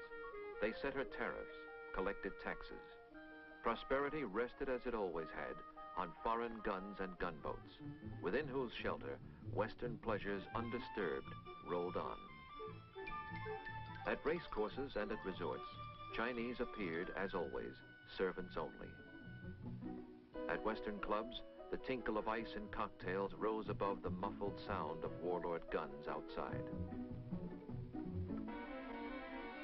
Yet even in Shanghai, if one listened, one could hear another note. In the streets, students were calling for revolt, middle-class youngsters, yet their message caught the ear of workers, too. By 1925, a ferment unsettled every major city. Symbol of all protest was Sun Yat-sen, who called on China to slay the dragon of imperialism. Slowly, through the early 1920s, Sun Yat-sen had somehow built a government, won a tiny southern foothold at Canton, ringed by hostile warlords. By 1924, the aging revolutionary had learned ideas and guns must go together. Ideas he hammered into three principles called Sanminjuyi. First nationalism, next democracy, then socialism. To his nationalist party, the Kuomintang, he now insists to conquer China, they must fight to throw the warlords and imperialists out. They will get guns, for he has found them. Spurned by the West, in 1923 he tells the New York Times, "We have lost hope of help from America, England, France. The only country that shows any sign of helping us in the South is the Soviet government of Russia." Flatly, this report concludes, the prevailing foreign estimate of Dr. Sun has been that he is a dreamer and therefore dangerous. Arch symbol of Russian help is Michael Borodin, veteran agent of the Comintern, who brings the guidance of the Bolsheviks to Sun's dreaming. Counseling, scheming, urging, the mentor communist becomes an all-pervasive influence, induces Sun Yat-sen to let the tiny Chinese Communist Party, 430 members, join Sun's nationalists. Sun gathers new-style Chinese officers to fight for country, not for loot. Of these, his favorite is Chiang Kai-shek. Sent hastily to Russia for training, Chiang soon returns, directs the Huampo Military Academy at Canton, where patriots are trained by Russians to officer armies that will give the dream fresh muscle. Some scholars say that at this point, the Chinese leader recoiled at communism, prepared to break with Russia. But no one knows, for in March 1925, death cuts across the revolution. Sun dies of cancer. Mandarins, scholars, warlords, soldiers file by his bier in homage. All claim his message as their legacy, scuffle for his mantle. A year's turmoil thrusts up the air. Sun Yat-sen's soldier favorite, Chiang Kai-shek. At 38, he seizes leadership at Canton headquarters of the Kuomintang. This man is known to Westerners only as a fiery nationalist and revolutionary. As he mobilizes under Sun's new flag, all China waits for him to strike against the warlords. July 9, 1926, Bei Fa marched north. Against Jiang's slim divisions are marshaled 500,000 warlord troops. A political earthquake rends the land, for these are soldiers of a different kind. Fighting for a cause and country, they storm through villages and fields, victorious as much by spirit as by guns.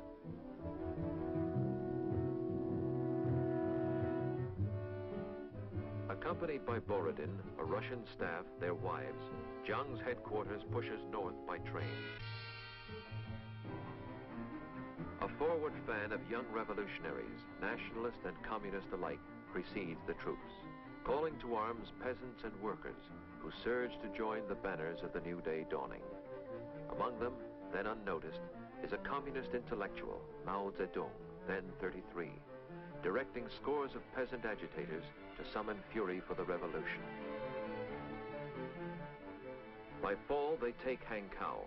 The nationalist revolution moves its capital there, and then exultantly raids the British concession, burns down foreign buildings, tears down foreign flags.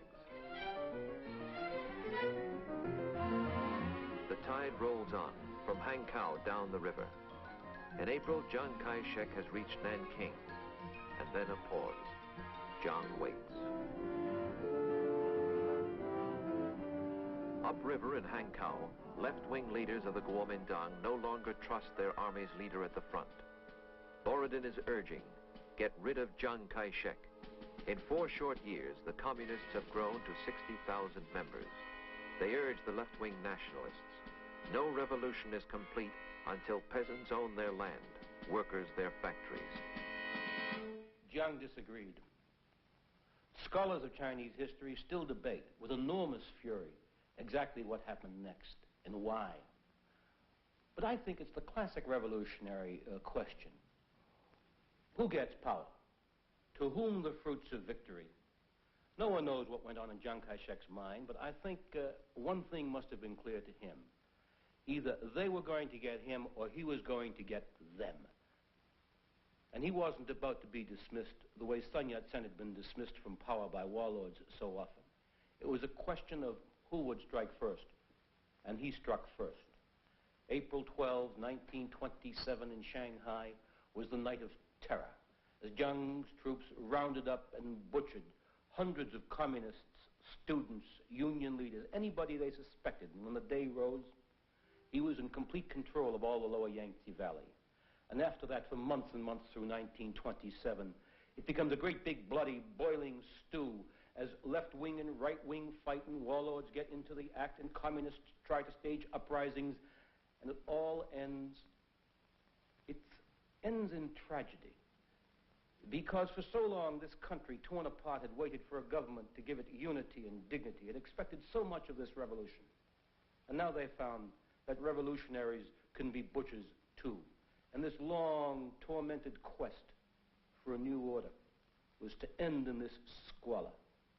And it ended finally in December 1927 in Canton, when, on orders from the Comintern, the communists attempted to stage a massive uprising and seize that industrial city, and the Kuomintang struck back with counter-terror. Professor Earl Swisher witnessed the event. The nationalist forces came in on Tuesday afternoon. There was fighting and burning of parts of the city during the night, and then the mop-up came on Wednesday morning, after the coup had lasted only about 48 hours. Identification of communists was a very simple matter. They had wrapped red kerchiefs around their necks to identify them as communists, and when the coup collapsed, these were hurriedly stripped off to remove the identification, but in the rather humid climate, the red scarves left marks on their necks. And so that a communist was anyone with a red neck. The destruction of communists was a very simple process of rounding up everyone with a red stain on his neck and executing it. Some thought communism in China forever quenched, but Mao Zedong did not. He had escaped and watched in hiding. He would return to fight another day. In the cities of the Yangtze, children and teachers, businessmen and soldiers pulse to Jiang's call. To north, south, and east, warlords still ring him round, but the winds of fortune favor his expansion. May I introduce to the audience the President of the National Government of the Republic of China. Long live the Three People's Principle. Long live the revolutionary spirit of the nationalist China. A fresh new face enters his life, the beautiful Mei Ling Sung, sister of Madame Sun Yat-sen, American-trained, Wellesley educated. Jiang takes her hand in marriage. She is to be a major shaping influence in all his future thinking. By 1929, Jiang has built a majestic mausoleum for Sun Yat-sen at his new capital, Nanking. There, the body of the hero is brought. Pearl Buck remembers that day. Chiang Kai-shek came in and roused great hopes in everyone. I remember the first time I ever saw him was at the funeral of Sun Yat-sen 4 years after Sun Yat-sen died. His embalmed body was brought to Nanking to be buried in the great new tomb on the mountain there. It's the first time I saw him face to face, a very striking man with very striking, bold black eyes. And he had a presence, and I think that he might have been a great first emperor if there had been a throne to sit upon. That was the tragedy, that the very structure of government was destroyed by the revolution, so that there wasn't a government, and he had to begin that government from the bottom, and he didn't understand government. He was a soldier, and he didn't know how to make a government. And he had plenty of advisors, most of them young PhDs from the United States, very impractical and idealistic, and they didn't know how to make a government. And all the time he had the communists to fight, and he also had the Japanese threatening. And it was a very difficult situation. I'm never inclined to blame him. To Western eyes, this soldier's rule seems like the first firm government of China in many years. Jiang, too, was changing. For his wife, as much American in thought as Chinese, leads him to see the United States as friend, a source of loans and help.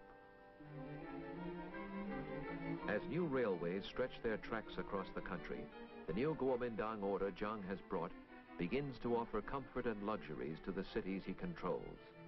Industry booms, production soars. Engineers and young industrialists find, for the first time, careers opening to modern talents. Universities flourish, parade their graduates full of hope. In cities, department stores begin to offer Chinese taste of every modern wear. Modern dress takes subtle hold on Chinese fashion, while rich Chinese, in centers like Shanghai, begin enjoying privileges until now saved for foreigners.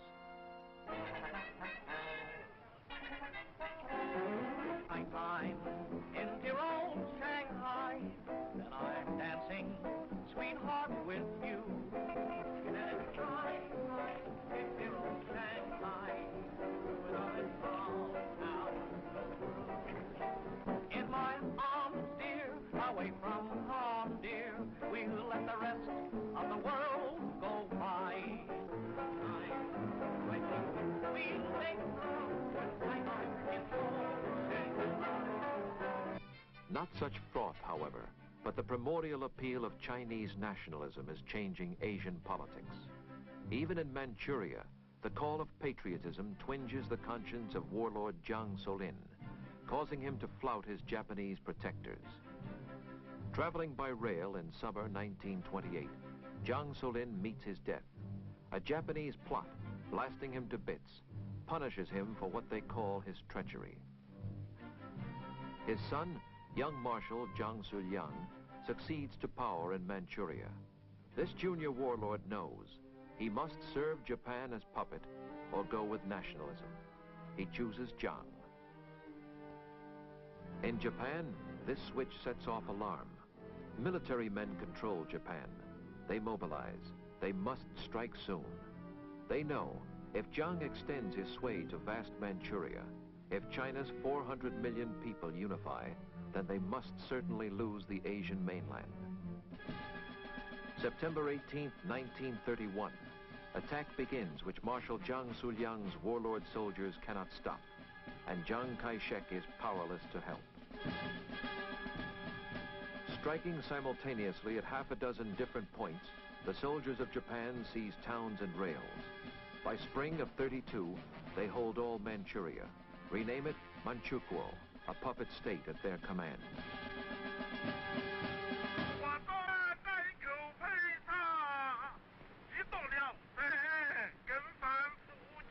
Rage sweeps China. Generals exhort their troops to stand by for the counterblow, demand a war of national resistance to Japan, right now. For Jiang, the problem pinches. His foot soldier armies may be stronger than old warlord armies, yet they lack tanks, have old artillery, are just beginning to understand the airplane. He knows they cannot match the modern weapons of Japan. Not only that, he leads a nation still divided. The communists, struck down for good in 1927, have somehow swelled by 32 to major force again. It was as if a ghost had risen from the dead.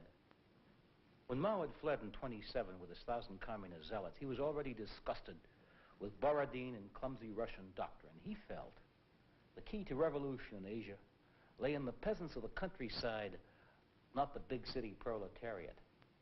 80% of all China's peasants lived in bleak and filthy villages, treated like brutes, imprisoned by officials, landlords, loan sharks, and Mao's idea was simple. Turn the hidden peasant anger against the local gentry, the local rich, as well as the unknown foreigner. Let terror claim revenge by stealth and night. Use pitchfork, guns, knives, grenades. Give guns to anger. And out of this idea, he created this black miracle of his, the doctrine of partisan warfare. Divide the land among the landless. Rip out roads, bridges, railways, so that formal armies will have to slog on foot, dissolve in garrisons, bog down. Transform the countryside into a total environment of hate. Let women, children, everyone, not be afraid to die. It was political warfare raised to the nth degree, and by 1932, he controlled a good chunk of the two provinces of Hunan and Jiangxi and claimed the loyalty of 9 million people. Jiang insists he cannot resist Japan unless he first has crushed this enemy within. From 1930 to 1935, he drives his troops to fight. His narrow military politics sees only one solution. Force must root out Mao's ideas with bayonets. With communism, no compromise. Year after year, this civil war goes on as expedition after expedition grinds into failure in peasant ambuscade, guerrilla war.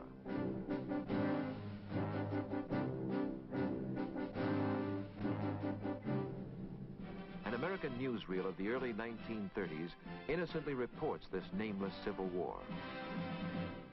Troubled China turns on the enemy within her gates.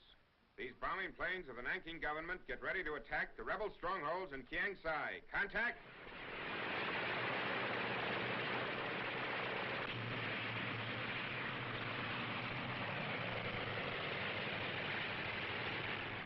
High over the mountains, Movie-Tone flies with the air forces of President Chiang Kai-shek. This is an actual bombing raid, and as we sight the first of the rebel villages, we commence the attack.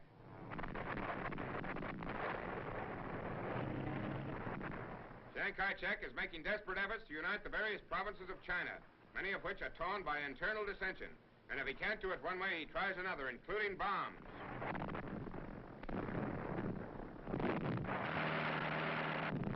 China, Far East, land of ancient culture, land of bloodshed, rebellion, and war. By 1934, Jiang has forged a blockhouse ring around Mao's communists. and squeezing ever tighter, feel certain they are trapped. One of the most amazing episodes in history. As John squeezed, they oozed, dissolving into tiny bands, they oozed through his fingers. In October 34, 90,000 men and women set out. Not just an army, but government.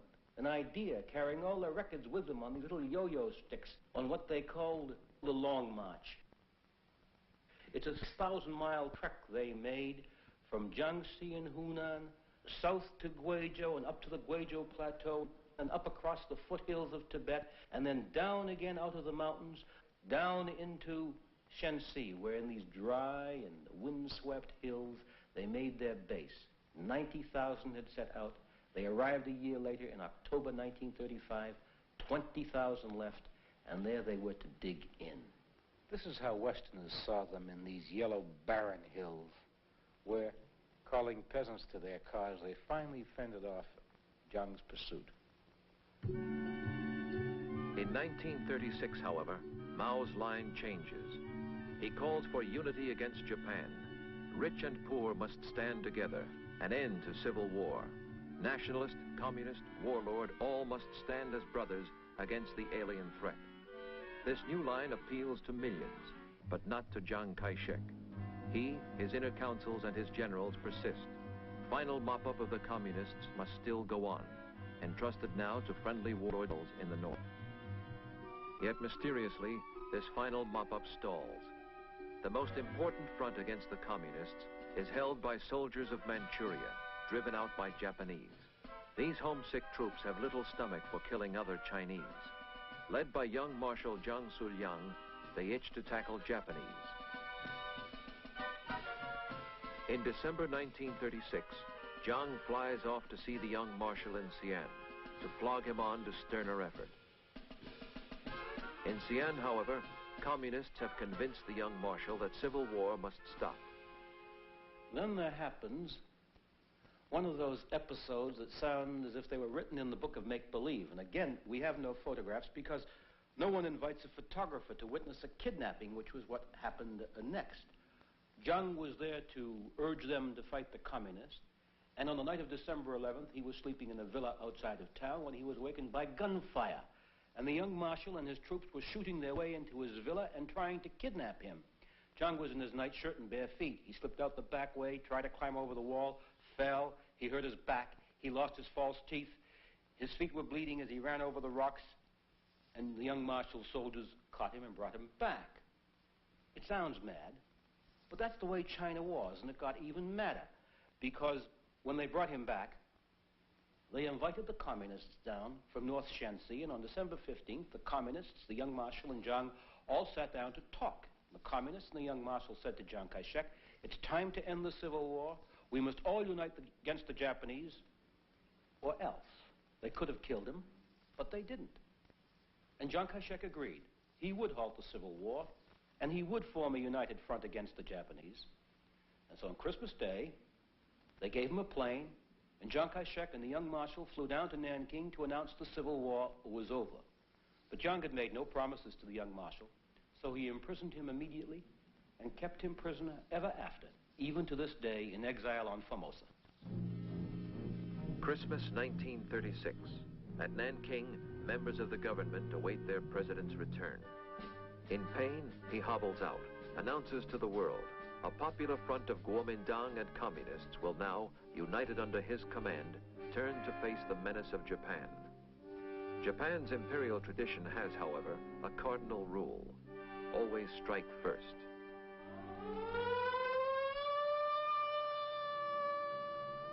July 1937. The war is on. The Japanese now seek total conquest, not just another chunk of territory. They blast the heart of China in the Yangtze Valley, with Shanghai first to take the shock. The Imperial Navy shells Shanghai at point-blank range. A century since Britain first blasted China open.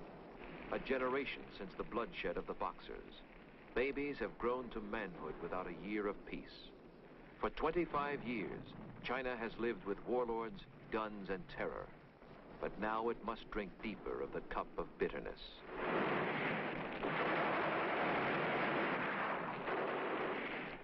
Peking this morning had its 28th raid. I am speaking to you just as the echoes of exploding bombs have died down. Death comes from the clear blue sky, just as it has come to thousands of our innocent people throughout the length of our land.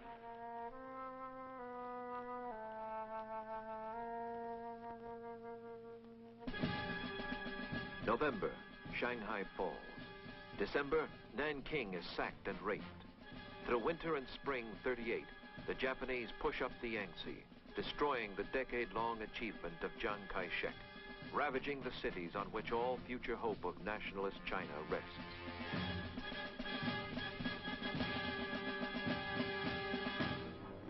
In the north, a different vision of tomorrow's China guides the communists. In a village in a mountain gulch, they make a capital, Yan'an. Headquarters have paper windows, furnishings of bamboo. Their troops are called the Chinese 8th Route Army. But the United Front dissolves. Red generals ignore Jiang's orders. Their strategy makes an independent war against Japan. In rear areas like Yan'an, soldiers raise their food. Mao himself grows tobacco. Zhu De, the Red Army's commander-in-chief, hoes his own cabbage patch. Peasant women spin and sew the cloth for uniforms. Fashion straw sandals for the soldiers. The mind of Mao Zedong sees warfare differently from other men. I remember Mao Zedong saying to me that Americans thought the communists would lose, that they saw the communists in the hills of Yan'an walking around with straw sandals, a ragamuffin army, and he said that any wise European who had seen George Washington's people at Valley Forge would have said that George Washington was going to lose. He said, it's true, he said, that the Japanese and Chiang Kai-shek have electricity, airplanes, tanks, and we have nothing, he said.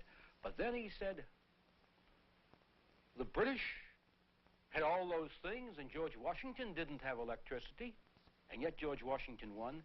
You suddenly realize with a start that Mao Zedong was not really sure of when and in what century electricity was introduced. That the structure of his knowledge was totally different from the structure of Chiang Kai-shek's and ours. Mao's knowledge of Asian war, however, is unmatchable. With these generals, he lifts the doctrine of partisan warfare to new levels. Lin Biao directs Kang Da, training school for guerrilla leaders. Zhu De deploys guerrilla bands hundreds of miles in Japan's rear. The people are the sea, says Mao Zedong. Guerrillas are like fish who swim in the sea. Within a year, such troops gather 200,000 peasant soldiers. The Japanese may seize cities, but the 8th Route Army holds all North China countryside about them.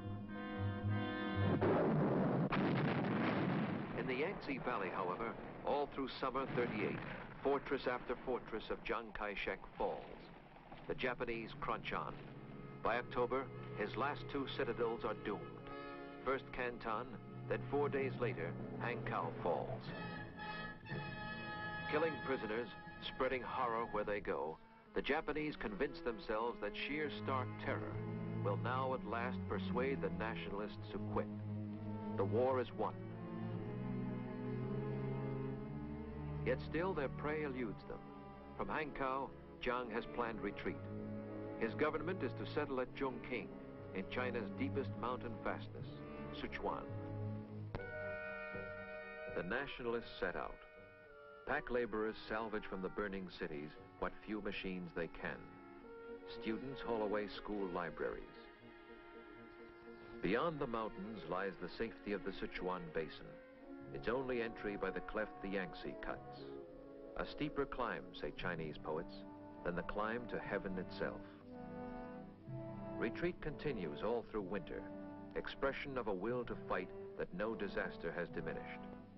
Up through these gorges, they pull or pole their boats, until finally, in 1939, the rearmost echelon of the sad procession drags through.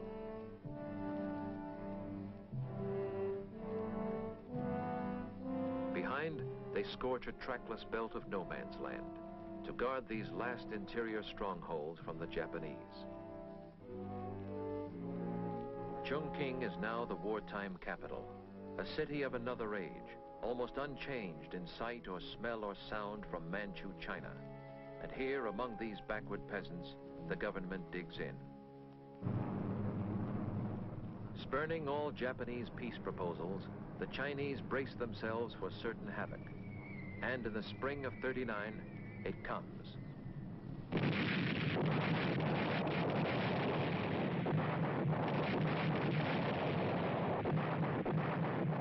Day and night the bombs continue, yet Jiang persists. Powerless to strike back, Jiang knows only America can help. His diplomats in Washington seek aid. Yet he has other troubles too. It was about this time in 1941, at the height of the bombing, that I had my first talk with Chiang Kai-shek about the war against Japan and its strategy. And at the end, almost as an afterthought, he said, "Remember, the Japanese are a disease of the skin, but the communists are a disease of the heart." It seemed odd to me because at that time the Japanese were bombing the daylights out of both Chiang Kai-shek and the communists, both of whom were allied against the Japanese. But now in retrospect, it seems to me an almost prophetic remark, almost a vision of an apocalypse to come. Those whom the gods destroy, they first make mad. On December 7th, 1941, madness seizes the Japanese. Striking at Pearl Harbor, they hope to force America's consent to their conquest of China. Now China has a mighty ally. America's arms will soon be theirs. Geography destroys this hope. Supplies must crawl across the ocean to get to India, then be flown to China across the Japanese blockade. American pilots brave the topless Himalayas to fly the hump and carry what they can, yet average only a few thousand tons a month for the army of 4 million Chinese soldiers. Feeding an elephant with an eyedropper, an American veteran calls it. Discouraged Chinese leaders say, our arsenals make only 15 million bullets a month, just 4 per soldier. How can we fight? Americans discover there are other reasons for poor Chinese morale. Graft in their armies, generals corrupt, incompetent. The soldiers ill-shod, underfed, and sick. Major General Frank Dorn recalls his training mission at the time. A visiting American general from Washington asked me if he could see some Chinese troops marching on the road. So we drove out, and the first thing we saw, of course, was that the majority of the men had dogs of one kind or description, size, anything that they could have stolen along the way, on ropes, on leashes, on anything. And he smiled and said, here they are, the GIs the world over. They all love dogs. And I said, yes, they certainly love these. And he wanted to know what I meant by that. And I said, well, this is their rations. When they run out of rice and other food, the dogs go into the cook pots. Commanding General for America is Joseph Stilwell. A soldier's soldier, his mission is to train a Chinese army to strike back. In India, training thousands of Chinese flown back across the hump, Stilwell learns to know their true ability. But he grows bitter at their government, which cannot nourish them. He feels they can attack and win if led by honest officers, insists that Jiang reorganize his army to throw incompetence out. In Chongqing, this pressure irritates the Generalissimo. He knows that victory is guaranteed by efforts of his allies. His thoughts are on the aftermath of victory, the final struggle for power yet to come. A weariness of spirit seeps through his government. Something fades. They wander alien through this anachronistic city. The fronts are far away. America's flying tigers guard the skies. Their background of big city life cuts them from direct involvement with these peasant people. Little luxuries, little pleasures occupy too many minds, too long exhausted by the years of sacrifice. Yet nonetheless, the prestige of Jiang's government grows. Foreign diplomats court his favor, do him honor. In 1943, at Cairo's Wartime Summit Conference, he sits with Roosevelt and Churchill, accepted now as equal of the great, consulted on the strategy of global war, assured of China's freedom, China's greatness in the post-war world. From Yainan's tawny hills, the communists watch all this and brood. Unrecognized by foreign powers, they know their strength is growing. Not foreign aid, but peasant emotions give power. And Mao too is hardening. Like Jiang, he thinks beyond the war to what must follow. 20 years of flight and fighting have toughened him to hardship. But his memory too is scarred. By Jiang, by white men, Russians and Americans alike. His troops swell daily behind enemy lines. His self-assuredness freezes to dogma. He has been right so often when others made mistakes. His truths become, for communists, a holy script. Colonel David Barrett, chief of the American military liaison team in Yainan, watched all this and recalls, they emphasized that they had to give the troops political training because the political consciousness of the peasants who made up the Chinese Communist armies was very low. So therefore, they said, we have to give them political training. I told them, I said, in the United States Army, we look with disfavor on giving political training. We think we should devote our whole time to military training. Well, they said that is not the case in our Army because we consider military training and political training as equally important, and one cannot be neglected for the other. Zhu De agrees with Mao. Power is what comes out of a muzzle of a gun. But ideas, politics, must motivate the man behind the gun, a concept the nationalists only dimly grasp. Theodore White recalls how powerful communist motivation could be. I went with a group of Chinese nationalist guerrillas who were organizing resistance behind the Japanese lines. And there was a young nationalist lieutenant and 2 horsemen and myself, and we traveled behind the Japanese lines for, oh, I'd say 2 or 3 days. And then the Japanese flushed us. And we ran like mad. And they chased us all day. And by the time we arrived in a mountain village at night, the horses were completely worn out, saddle galled and their flanks heaving. And we were as tired and just as scared. And we asked the villagers to give us water and fodder for our horses. And I heard the young Chinese officer say, "Woman Shabalu Jun, we are of the 8th Route Army." And I said to him, "Look, we're nationalists, not 8th Route Army guerrillas." And he said, "Shut up. If we tell them we're nationalists, they won't feed our horses or water them." It was the first sense I'd ever had of the political grip the communists had acquired on the minds and the hearts of the people in the occupied areas. As war wears on, American aid increases, and Jiang is pleased. Reviewing the new divisions Stilwell has trained and equipped, Jiang hoards these splendid forces. They will be useful later. Stilwell violently objects. He wants to use them now against Japan. He has no interest in future civil war. Stilwell feels unless Jiang purifies his government, not only is he no help in this war, but once the war is over, surely the communists will win. Their quarrel grows. From Washington flies a mission to heal the nasty breach under Major General Patrick Hurley, an Oklahoma politician.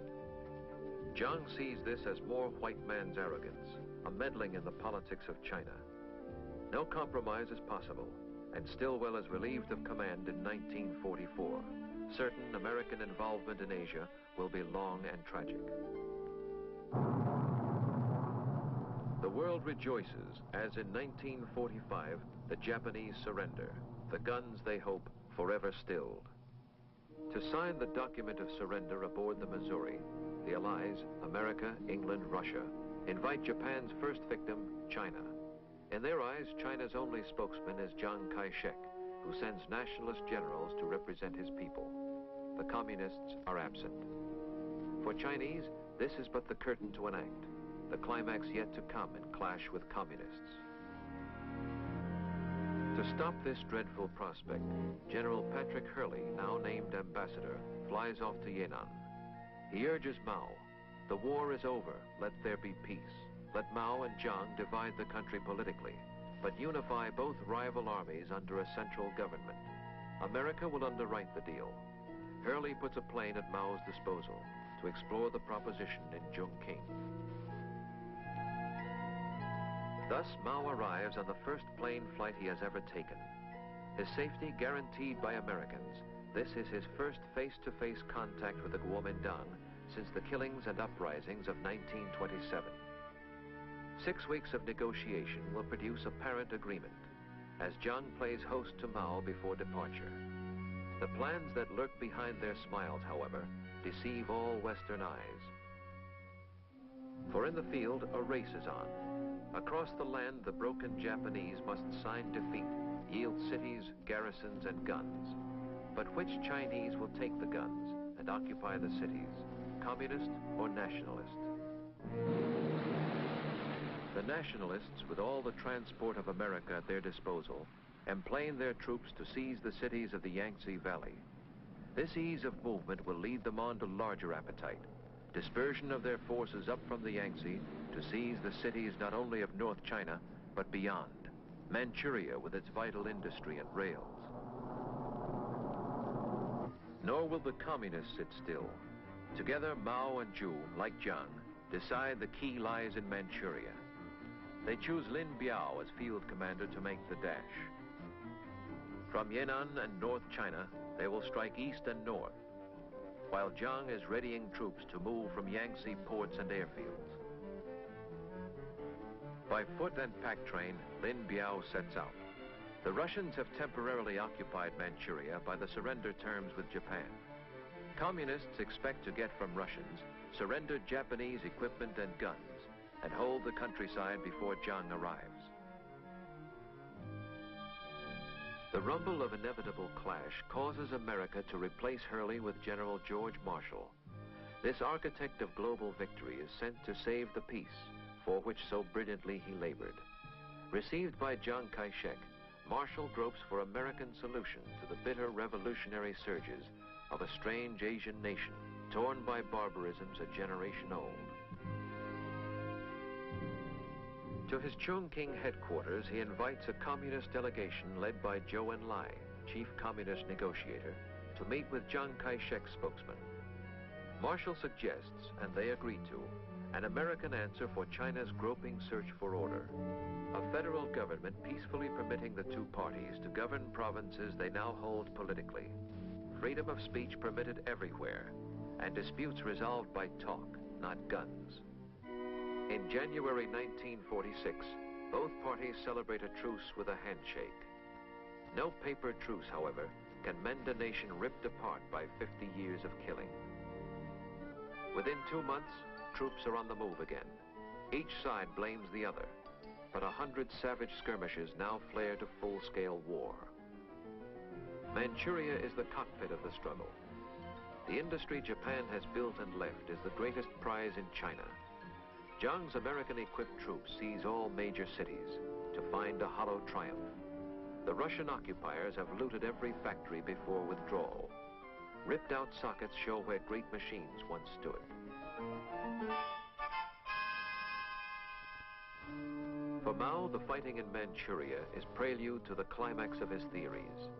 The day when guerrilla bands group into formal armies and shove frontal combat at a weary enemy. He fights for more than safety now. His ambition seeks to mold all China to his theories. I asked Mao Zedong what their policy was with regard to freedom of the press, and he said they believed in absolute freedom of press and absolute freedom of speech, and it wasn't going to be like Chongqing when they won. Everybody would have the right to say whatever he felt. There wouldn't be censorship the way Chiang Kai-shek had in Chongqing. So I said, you really mean that? And he said, of course we mean it. And I said, do you mean that if you come to power, anybody will be able to print anything he wants in a newspaper or publish any newspaper he wants? And Mao Zedong said, of course, he said, except for enemies of the people. Nor did he ever define, and I was too young to ask him to define what he meant by enemies of the people. Obviously, now it means anybody who disagrees with him. In summer '46, Jiang returns his government to Nanking, and once again, as 17 years before, reports the victory of his cause at Sun Yat-sen's mausoleum. The fighting in the north is only distant thunder in the Yangtze Valley.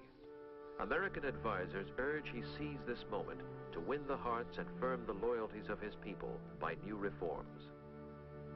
Thus, in Nanking, Jiang convenes a Congress to write a modern constitution, in one last try to govern China by the order Sun Yat-sen has preached. But the thrust of all his background is still military. His troops must win by force of arms. With American arms, he feels the communists can be crushed, but his troops dig in to garrison rail junctions, cities they have occupied. American advisors insist such static defense is major error. They say he pins down his best divisions where communist guerrillas will isolate them. Queen city of Jiang's victorious China is Shanghai, restored at last to Chinese rule, all foreigners' concessions wiped out. While battle flares in the northern provinces, Shanghai seems to thrive.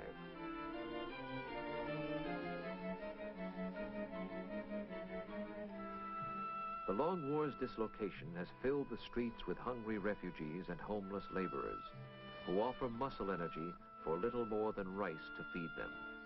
But after 50 years of suffering, such sights are almost normal. What worries Shanghailanders most is this, their money. For slowly, then more swiftly, through 46 and 47, the cost of distant civil war destroys the value and the meaning of these bundled paper dollars. Inflation ruins the vital middle class of all the cities, the one great source of Jiang's political support. Novelist Stephen Becker remembers the panic years. The inflation was heartbreaking. When I got there in August of 1947, the exchange rate was 60,000 yuan to $1 American. And when I left in September of 1948, it was 20 million yuan to one. But people on relatively fixed incomes were just ruined. In the summer of 1948, my wife and I had a continental dinner at one of Shanghai's best hotels. And the check came to 250 million yuan. Who lost China to the Reds, ignorant men will someday ask. But now, in 1948, sorrow scrawls its signature clear. Too many years of death and flight. Too many dreams betrayed. In 50 years of barbarism, a gangrene of the spirit has set in, erasing pride and will and hope. Peace, whisper the communists to weary minds. Peace. An end to roaming. Now submit. Peace, they say, accept our mastery. And peace. Land, they say, to landless peasants, refugees. Join us, they promise, and the land will be divided. All through China slip their cadres, calling meetings to share out the landlord's fields, which soon they plan to snatch away again. In summer 1948, Mao makes his master move. Assault by frontal armies in Manchuria. Guerrilla bands emerge from hiding, form up in full divisions, equipped with captured tanks, artillery, and guns. Jiang's garrisons are isolated by ruptured railways, hostile peasants. November 1948, Manchuria falls. Panic begins among the cut-off nationalist garrisons in North China. Surrendering by scores, then thousands, then full divisions, the equipment America has given them falls to the Reds. To America, her second homeland, flies Madame Chiang Kai-shek in November 48 to make a last appeal for further help. But Harry Truman has had enough. Reluctantly, he tells her American involvement must end. And now the nationalists, pursued by wrath, as they in years gone by did once pursue the communists, gather at Suzhou, last bastion guarding access to the mighty Yangtze's Valley. For 2 full months, Jiang's troops fight on. In January, cut off, they must surrender. 500,000 soldiers lost. The communists pour south. His spirit-heavy burdened, Jiang resigns his leadership, hoping other men may court the communists for better terms. On April 1st, the nationalists send emissaries to Peking to plead with Mao Zedong. But they have passed the point of no return. No mercy, say the communists. The new mandate of heaven requires all nationalists to lay down arms within 3 weeks. 3 weeks later to the day, the communists uncoil to cross the Yangtze. First target is Nanking, the hallowed capital of the Kuomintang. But in that capital, the will to fight has turned to dust. No man will stand the ramparts.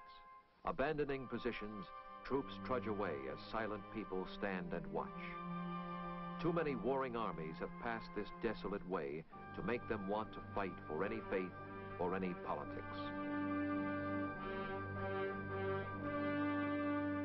No mainland refuge now remains, and fleeing nationalists embark what troops they can to cross the ocean for the island of Formosa. Shanghai hears the message clearly as foreign businessmen board up their shops. Go now, go quickly, for communism marches. Take what you can, but flee. In pell-mell haste, the Western powers evacuate the city they have built, for good and bad alike must leave. The businessmen come for profit, as well as missionaries come to heal, must say goodbye, as out the Yangtze steams the last of Western influence, and farewell to a century.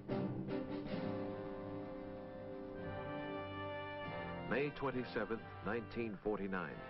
Down Shanghai's princely avenues, the pleasure boulevards of yesteryear, rolls the victorious red tide.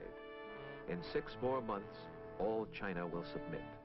Red Star triumphant, hoisted over the world's most ancient nation.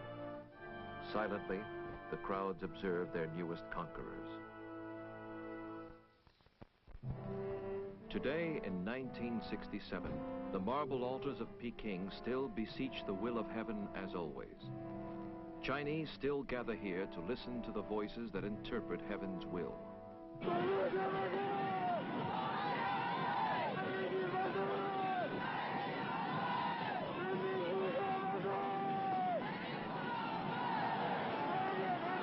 For 18 years, this man alone has tried to shape their thinking, has offered them his universal truths, a dogma changeless as Confucius, to freeze their muffled discontent and end their quenchless modern turbulence.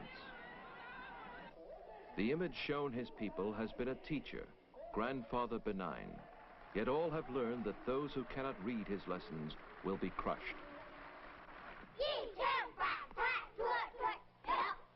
His aging mind still lusts for permanent strife. The theme he preaches to old and young alike is hate. We are small militiamen fighting U.S. imperialism. Uncle, we must grow up quick and go to liberate Taiwan.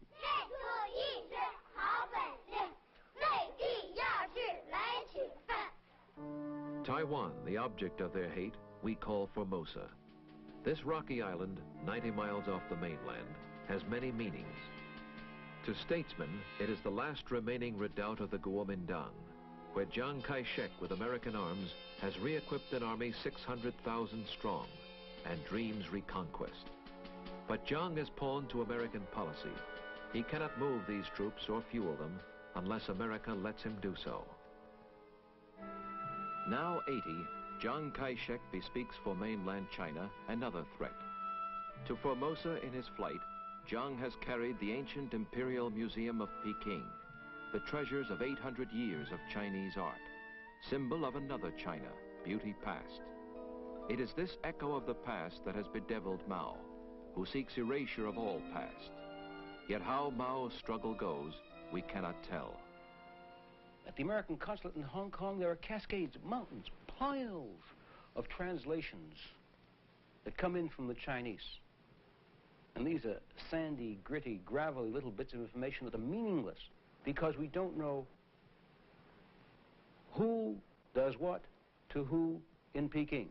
We don't know how they think or how they make up their mind, because no matter how hard we study China, we cannot predict such a thing as the Great Leap Forward in 1958. We can't predict such a thing as the Red Guard purge of 1966. It's as if there were a struggle of sea monsters going on, deep, deep beneath the surface of our vision. And only these bubbles come to the surface to tell us that these are terrible struggles, but we don't know what they're struggling about. Today, in total ignorance, we strain to know of China, as once our ancestors strained to peer across the mysterious wall, not knowing myth from fact. We know industry grows. Steel production swollen 10 times to 12 million tons a year. Light industry soaring. But what comfort it gives the people, we cannot judge.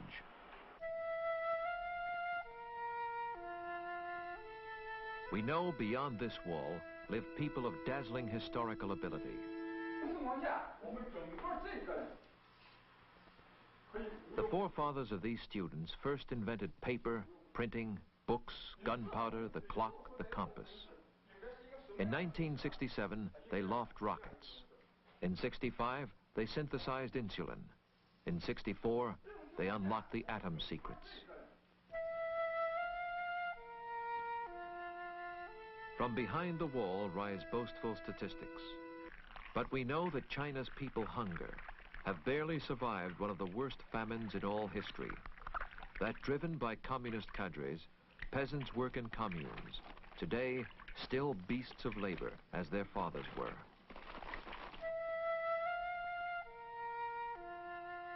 Within these walls, tyranny has tried to reach beyond the body, to the inner recesses of the soul. I woke at midnight and saw my little brother smiling. I asked him why he smiled, and he said, I dreamed of Chairman Mao.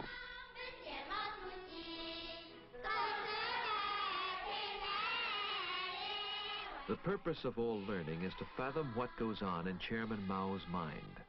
This mind holds all the truths that ever were or will be.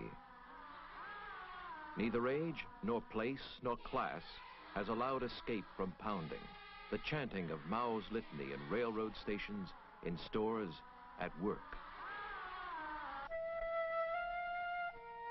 Even those who built the wall so long ago must be forgotten, they have been told.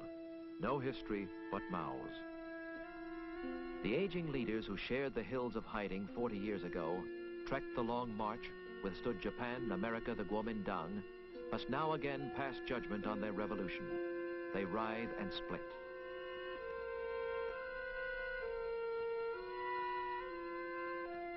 Within these walls they clash. They seek replacement for a chief whose triumphs make him think himself the voice of heaven, the universe.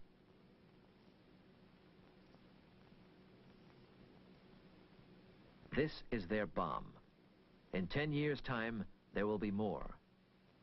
The nightmare problem of our time shapes clear: to reach the minds of Mao's successors with reason, before unreasoning bombs take up the dialogue. It does no good to mourn the past. We pass along a road of time which, always turning, never brings us back to the crossroads marked again. Perhaps we should never have disturbed the slumbering civilization of China, or else wake of itself and reach for us. Perhaps China is too vast to be governed by mercy. Yet if Chinese mind craves order, they must be brought to recognize they are the biggest factor in the world's disorder.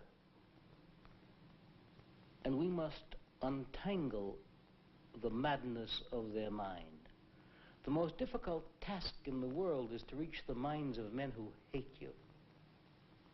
We do not flinch from the immediate tasks to guard our skies, defend our friends. We cannot flinch from tomorrow's task, to reach the mind of China.